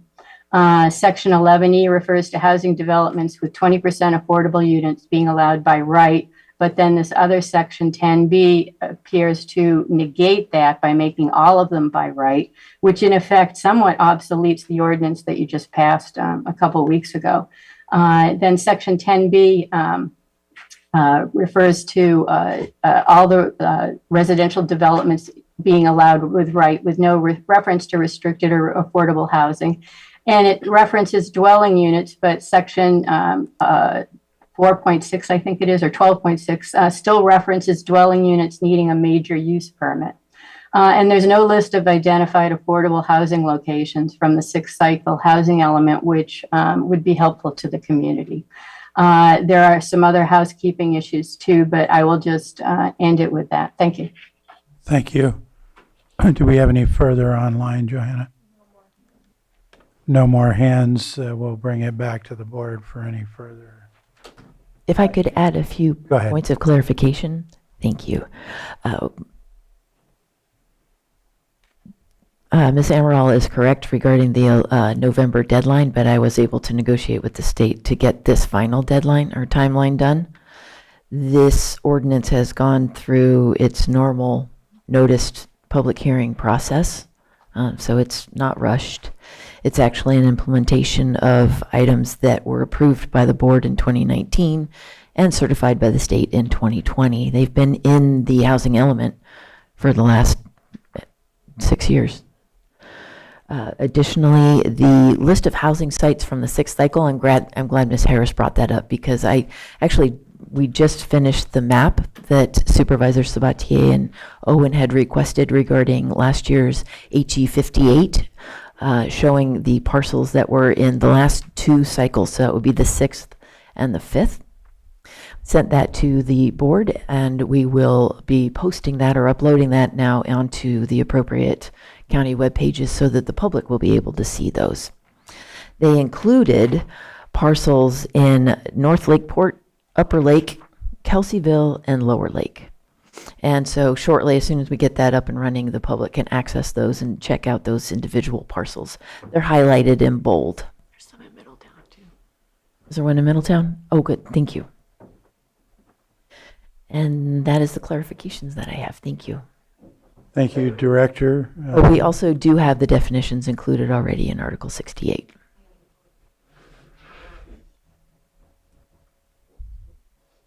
And included in page 14. Okay. So will Supervisor Sabatier? Yeah, I just want to at least loop back to the conversation of RCRC. I'm kind of checking in with County Council. What would be the best way? Do we bring that as a extra, not extra, but as a isolated item on our agenda and on a future agenda to discuss on how to, what exactly we're looking to ask from RCRC? We meet, because if we all meet individually with our RCRC rep, that doesn't quite sit well with the Brown Act. And so what would be the best way rather than doing that right here, right now? Because that's not the topic at this moment in time. That can be done via direction to staff, and I believe the last part that you mentioned, Supervisor Sabatier, it would be correct. Like, to address that now via direction to staff may not fit within the parameters of the item that's before your board. So the alternative to that would be to present it at a future date as a separate item for your board's consideration, and the staff can certainly work on that as well but along with that, possible direction to staff as to what to communicate to RCRC. That would be one option for your board. Okay, Supervisor Pyska? Yeah, I have a suggestion. Why don't we bring it up in a governance meeting at the end of the month and put it on our priorities, and then our lobbyists can work on it, and then anyone on RCRC and CSAC can carry that forward. There you go.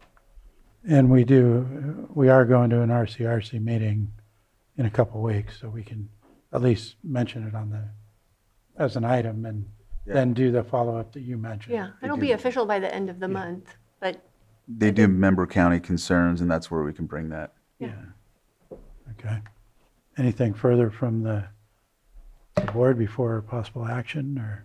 And I don't have the full understanding of what we lose if we say no today. Can you help me better understand what the repercussions are? Because again, I'm very concerned that we're about to approve a law that I don't know that our shelters that are currently running meet the law. I did not ask the state what happens if we don't do this by our deadline. And just but to however, interrupt, typically, and I'm sorry for interrupting.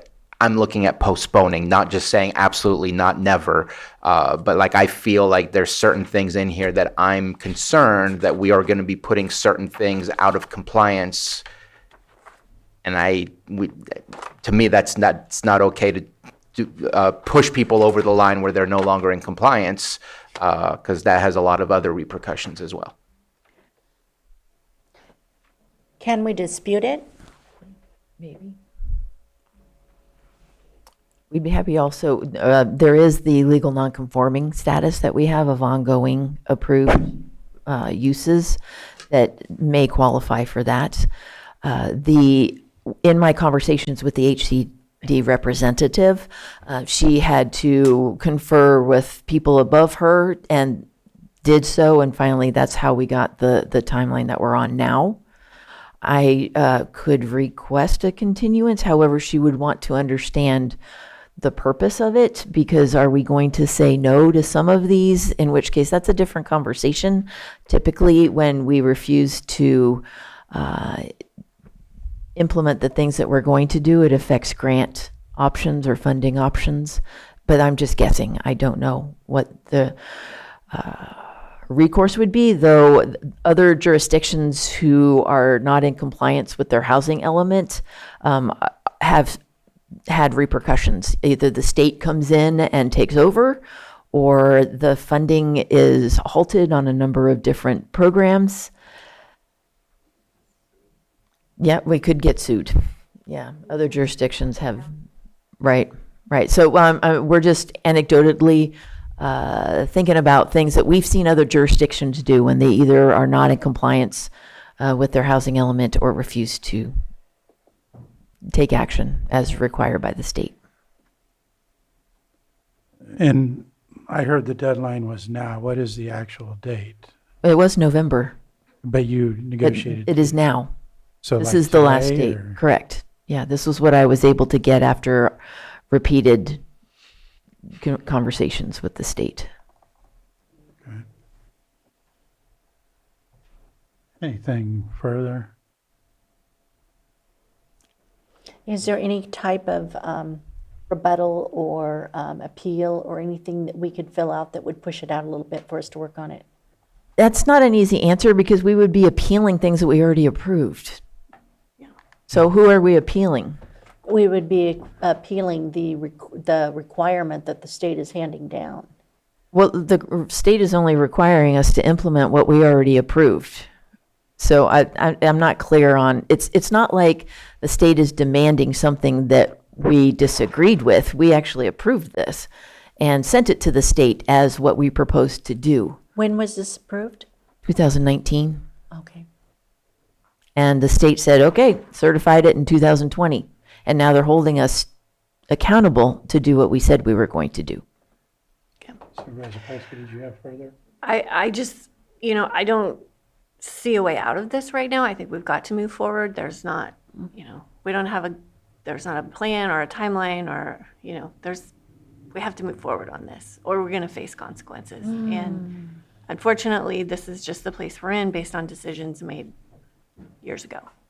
Yeah, I think maybe our best bet is to formalize some communication with RCRC, get it on the radar when we have our January meeting, move forward with this, but continue to advocate. I think we all have concerns, but I don't know. It would be a good idea not to approve it because there's consequences that are unknown, which could cause severe harm to us down the road.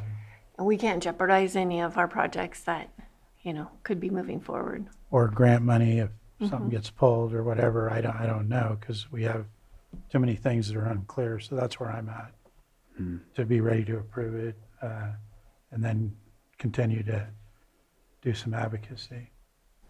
Yeah. It's frustrating that we're put in this position, but I hear you.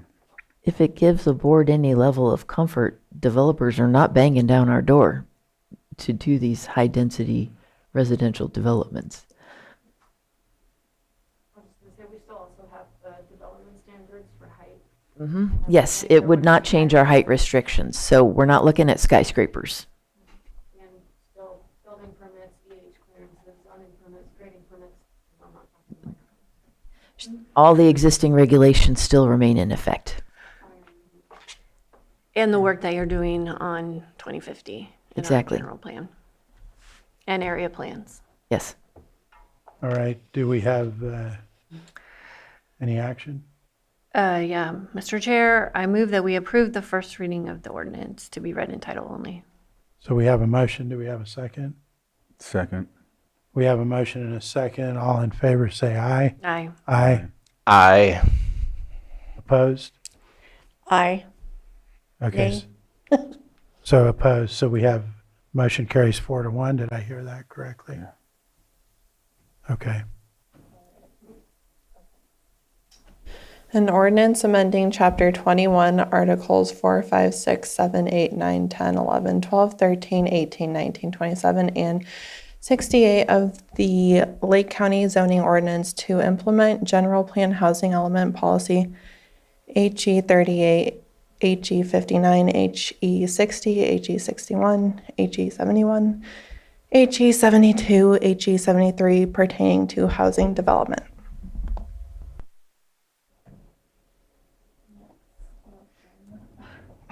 Okay. Okay, so further action?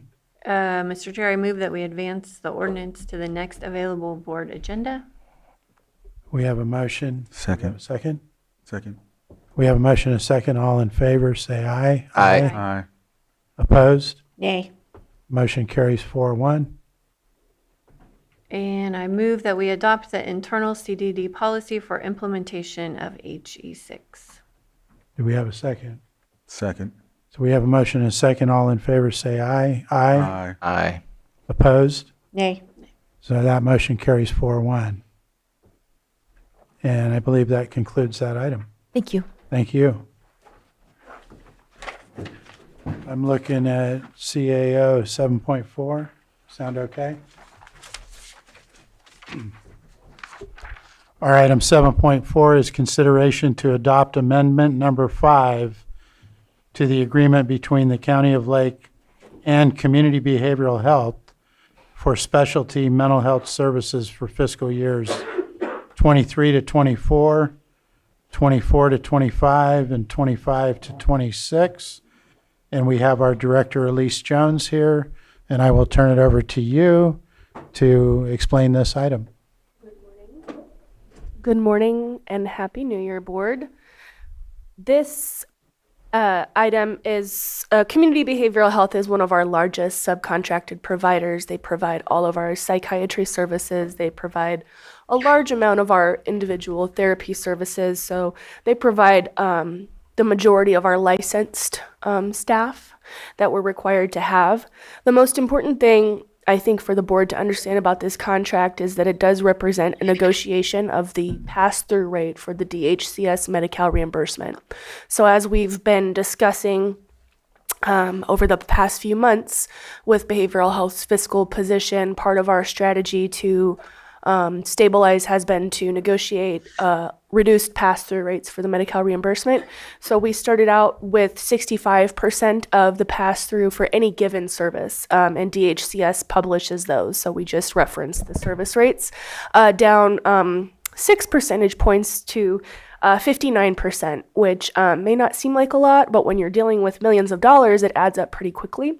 So fortunately, we were able to negotiate that to become effective September 1st, which netted us savings beginning in September. We are going out to bid. We will be issuing an RFP for these services, just as a FYI to the board. So while this amendment will close out this remaining contract period, we'll be looking, to renew that and to continue these required services. For fiscal year, I will highlight for fiscal year 24-25, we billed approximately $8.3 million to Medi-Cal. Of those claims, 8.31 was approved and paid, which is a very high adjudication rate. On paper, that means that in 24-25, CBH saw 65% of that 8.3 million. Does that make sense? Because that's the pass-through rate. So we're overall reducing the amount that we're passing through to this very large contracted provider. That, I think, is it. Thank you for your questions, if you have any. Questions from the board? Looks like Supervisor Sabatier is first. Yeah, just a lot of concerns here. Again, this is a contractor that utilizes our facilities. At this moment in time, we don't have a facility use agreement. That concerns me because that's been ongoing for the last 3 years. At this moment in time, there was a request maybe about 9 months ago, 6 months ago, to make that happen. Still not there, so there's a liability issue that we're continuing to incur. We had approved based on, I forget when it was, there was a repayment item that was provided to us, and then there was us approving the receipt-linked policy, I believe is what it's called, which is basically we don't pay you until we get paid through the reimbursement process of billing, of medical billing.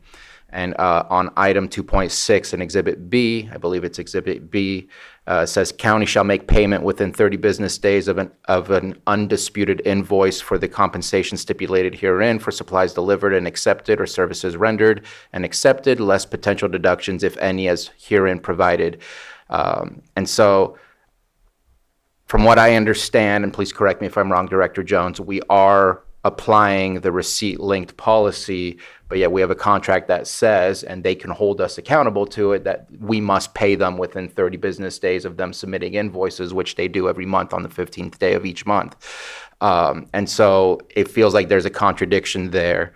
I'm concerned about the cost. I have concerns about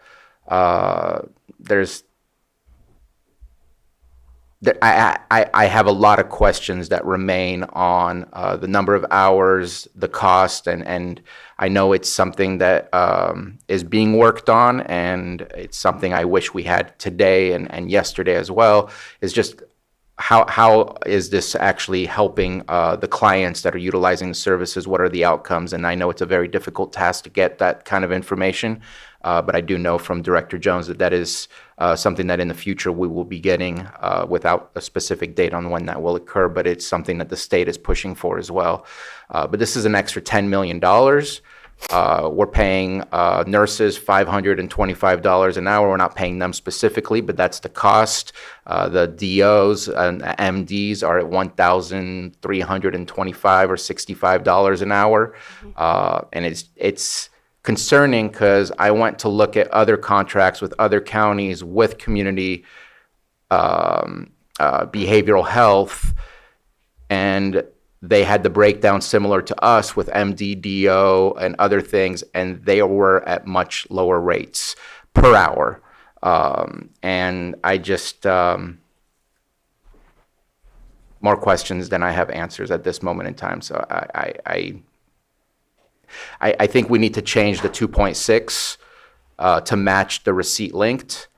And also on the fiscal provision at the bottom, it does, either we need to delete the part that says what the budget is per year, because the item at the very beginning under compensation, it says it will be paid and as the broken down in Exhibit B. And in Exhibit B right now, it just says to be determined rather than $10 million for 25-26.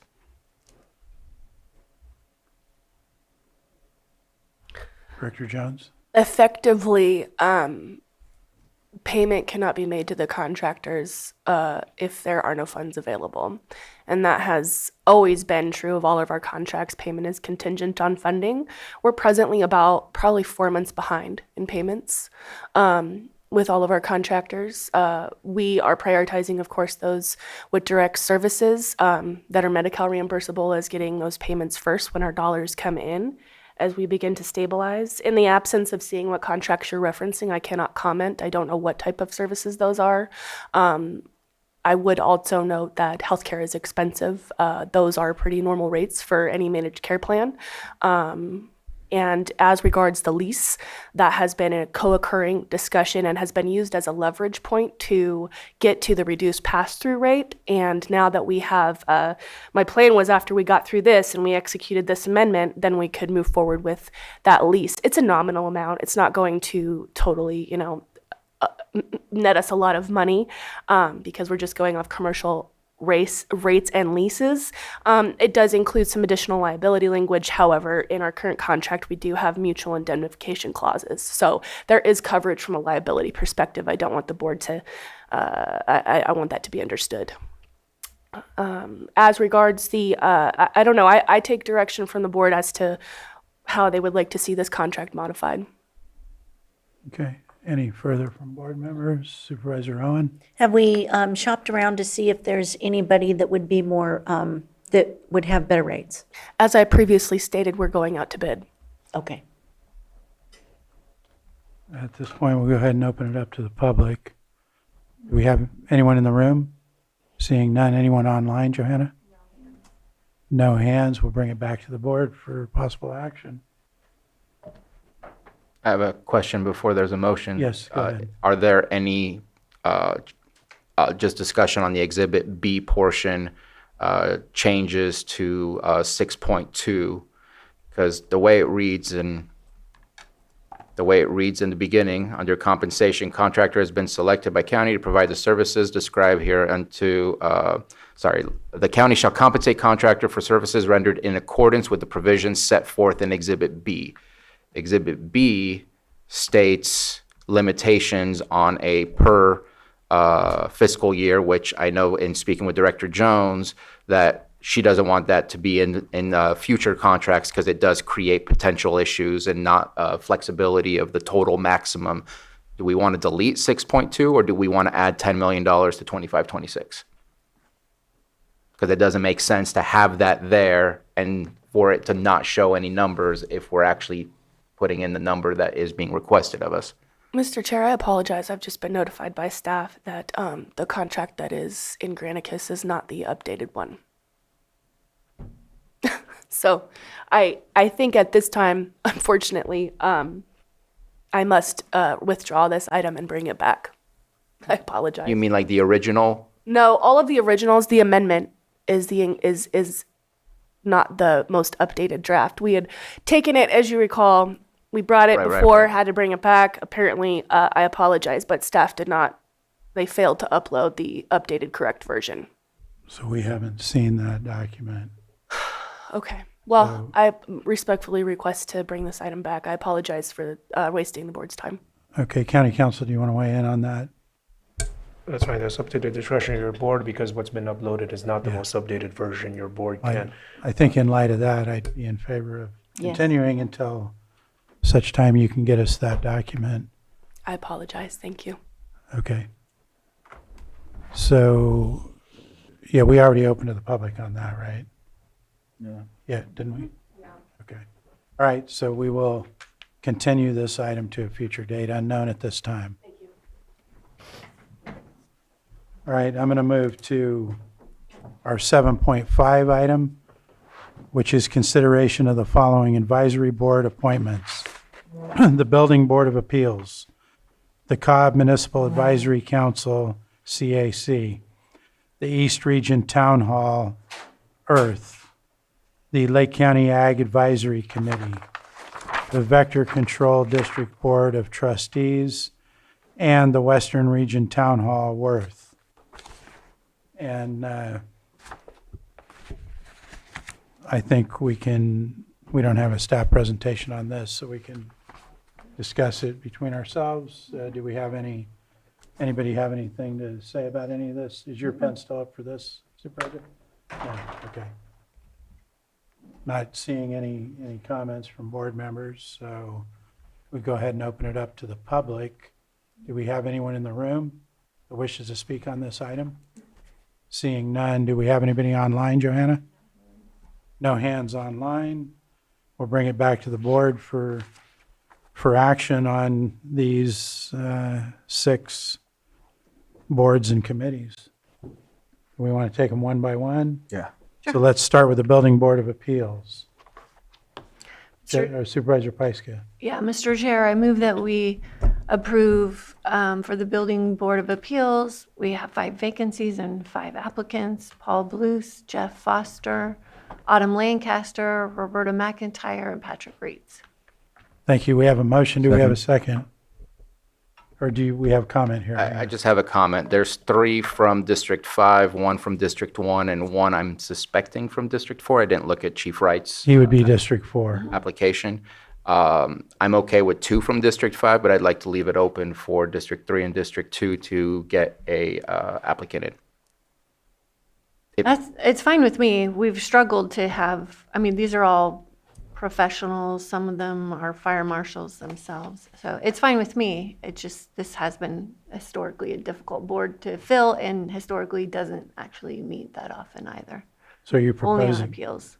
Do you want to keep vacancies? Or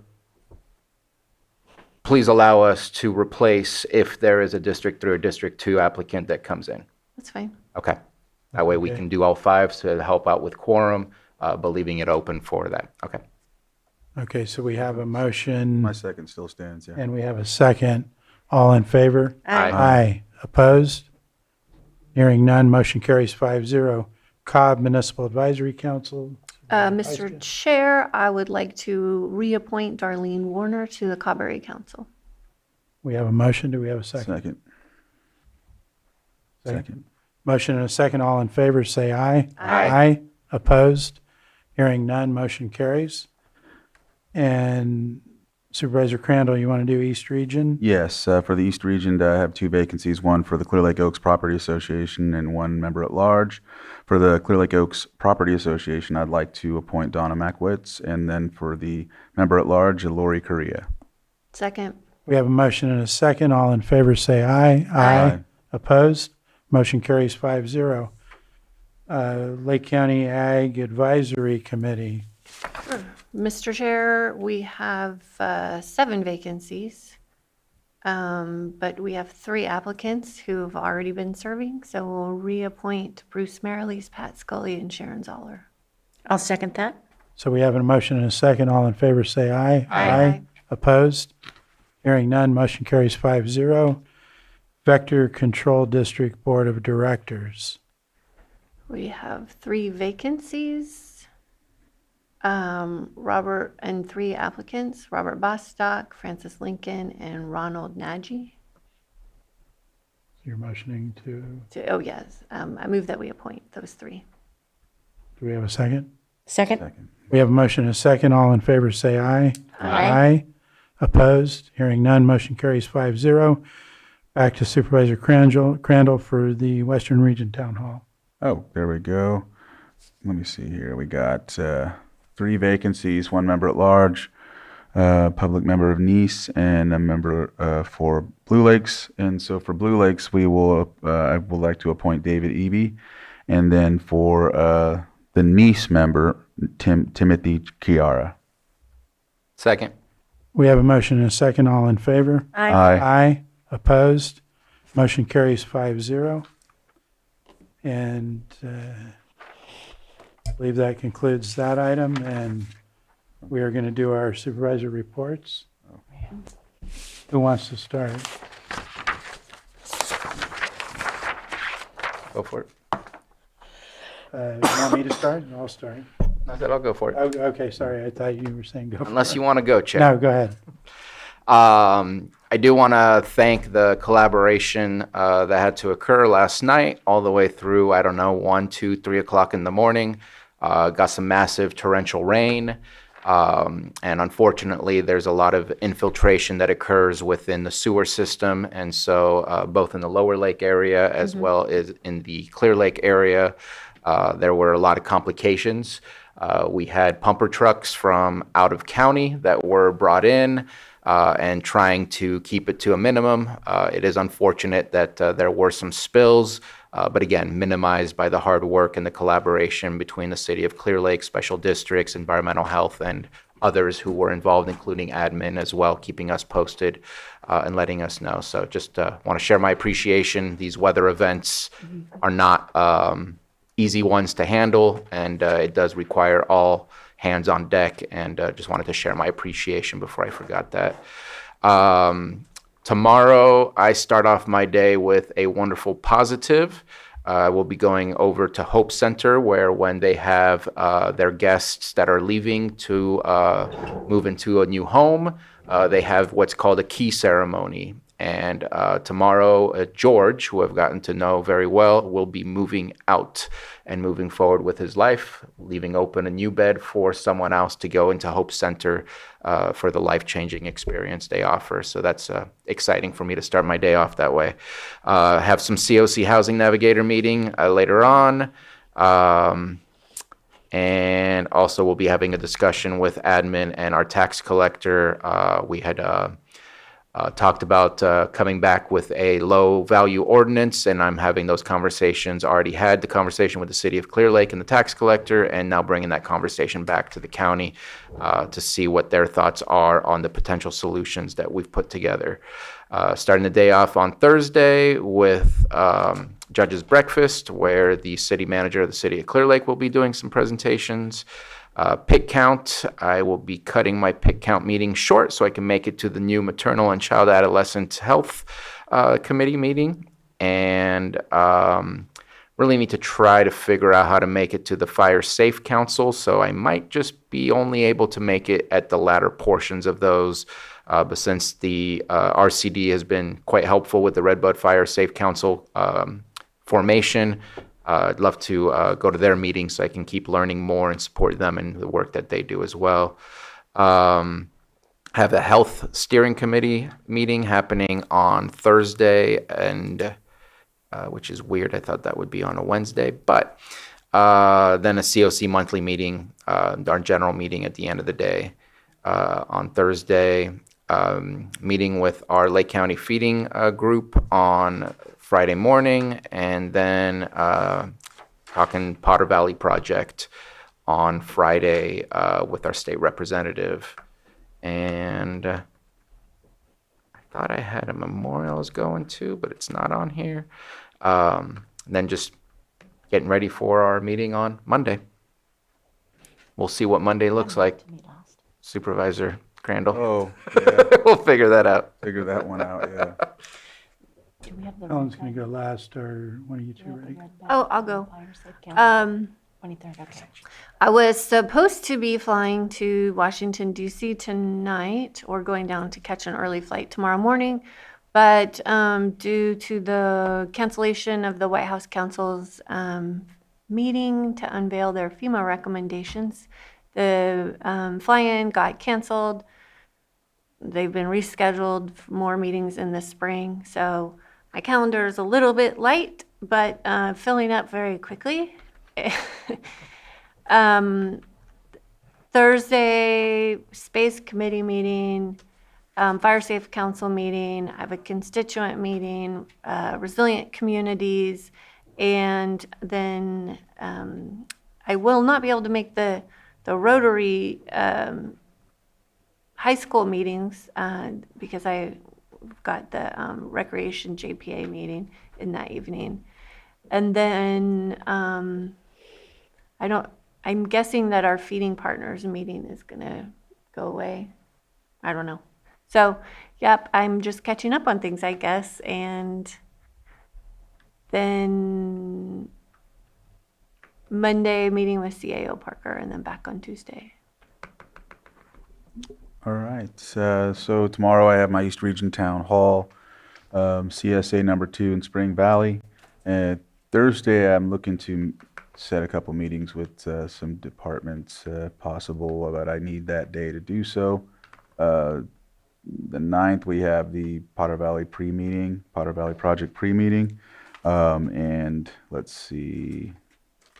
On Monday, I do have Central Region Town Hall, but I'll just mention it just in case. I know that there's a meeting down south, and it has to do with the USDA and a possible meeting to talk about the Potter Valley project and talk about what can happen with the whole situation, and especially with the administration current right now, the executive administration. So I know Supervisor Sabatier and myself are contemplating going. We don't know a lot of the details. We just heard about it. It was given information, but so we're gonna have to iron that out and see if it's something that we can go to.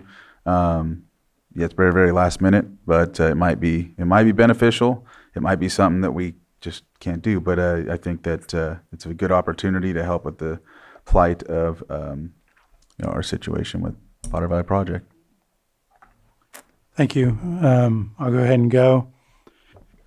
The past couple weeks when we were off, I had First Five Commission, some point and time count meetings, the Blue Ribbon Committee meeting, community Christmas projects. I went to the Farm Bureau meeting with Congressman Thompson and a meeting with the Veterans Museum. Today I'll go to the Lakeport City Council meeting. And then I have a follow-up meeting Wednesday on post-holiday events in Lakeport. Have a Space Committee meeting Thursday. Also the Pit Count weekly meeting Thursday. The COC meeting. And then on Thursday I have a meeting with the Lakeport Mayor. Friday meeting with Lakeport City Manager. And this weekend I'll attend the Historical Society quarterly lectures that they do. And also over the weekend, I plan to attend the Big Lake, Big Science film that's premiering again, and that's it. We'll go to Supervisor Owen. Okay. Well, if we get off in time tonight, I have the Central Park meeting. They've run into some issues with some tax taxes, and so I'm going to be going to that meeting tonight. I also need to, I was trying to get out there yesterday, wasn't able to make it. My day was pretty busy, and I need to check the Hidden Valley levee for the deterioration that's been going on there. The Morgan Valley road slide, the Lower Lake sewer issues. I spoke with, I know I'd emailed Trevor. I think he put out a warning on those issues there in Cache Creek. And let me see, I have on Thursday, I have the Lake County Recreation Association meeting. And this weekend, I'm hoping to make one or both of the rodeos up in Corning and Red Bluff. We have District 1 and District 2 all rodeoing together up in that area. So I'd like to make those this weekend. Thank you. Thank you. And it is currently 11:51. We're going to take a lunch break for 1 hour. So we'll be back at 12:51. And we will, at that point, we'll open up in open session and read the closed items and then go into closed session. So that's all that's remaining in our meeting is closed session. Thank you. So we're in recess now. All right, we're going to call our meeting back to order, and I'll read off our closed session items. Item 8.1, public employee appointment pursuant to Government Code Section 54957, subsection B. That's interviews for Animal Care and Control Director and appointment of Animal Care and Control Director. Item 8.2, a conference with labor negotiator. Conference with Labor Negotiator A, Chief Negotiator Susan Parker, County Negotiators Stephen Carter, Casey Moreno, Pam Samick, and Diana Rico, and B, Employee Organizations LCSEA. And item 8.3 is a public employee evaluation for the Community Development Director. And with that, we will go into closed session. So we're returning from our closed session. Is there anything to report out of closed session? Yes, there is action. Go ahead. Mr. Chair, I move to appoint Rachel Smith as Animal Care and Control Director effective February 9th, 2026 at step 2. Second. I have a motion and a second. All in favor? Aye. Aye. Anybody opposed? Hearing none, motion carries 5-0. And that concludes our meeting for today. Thank you.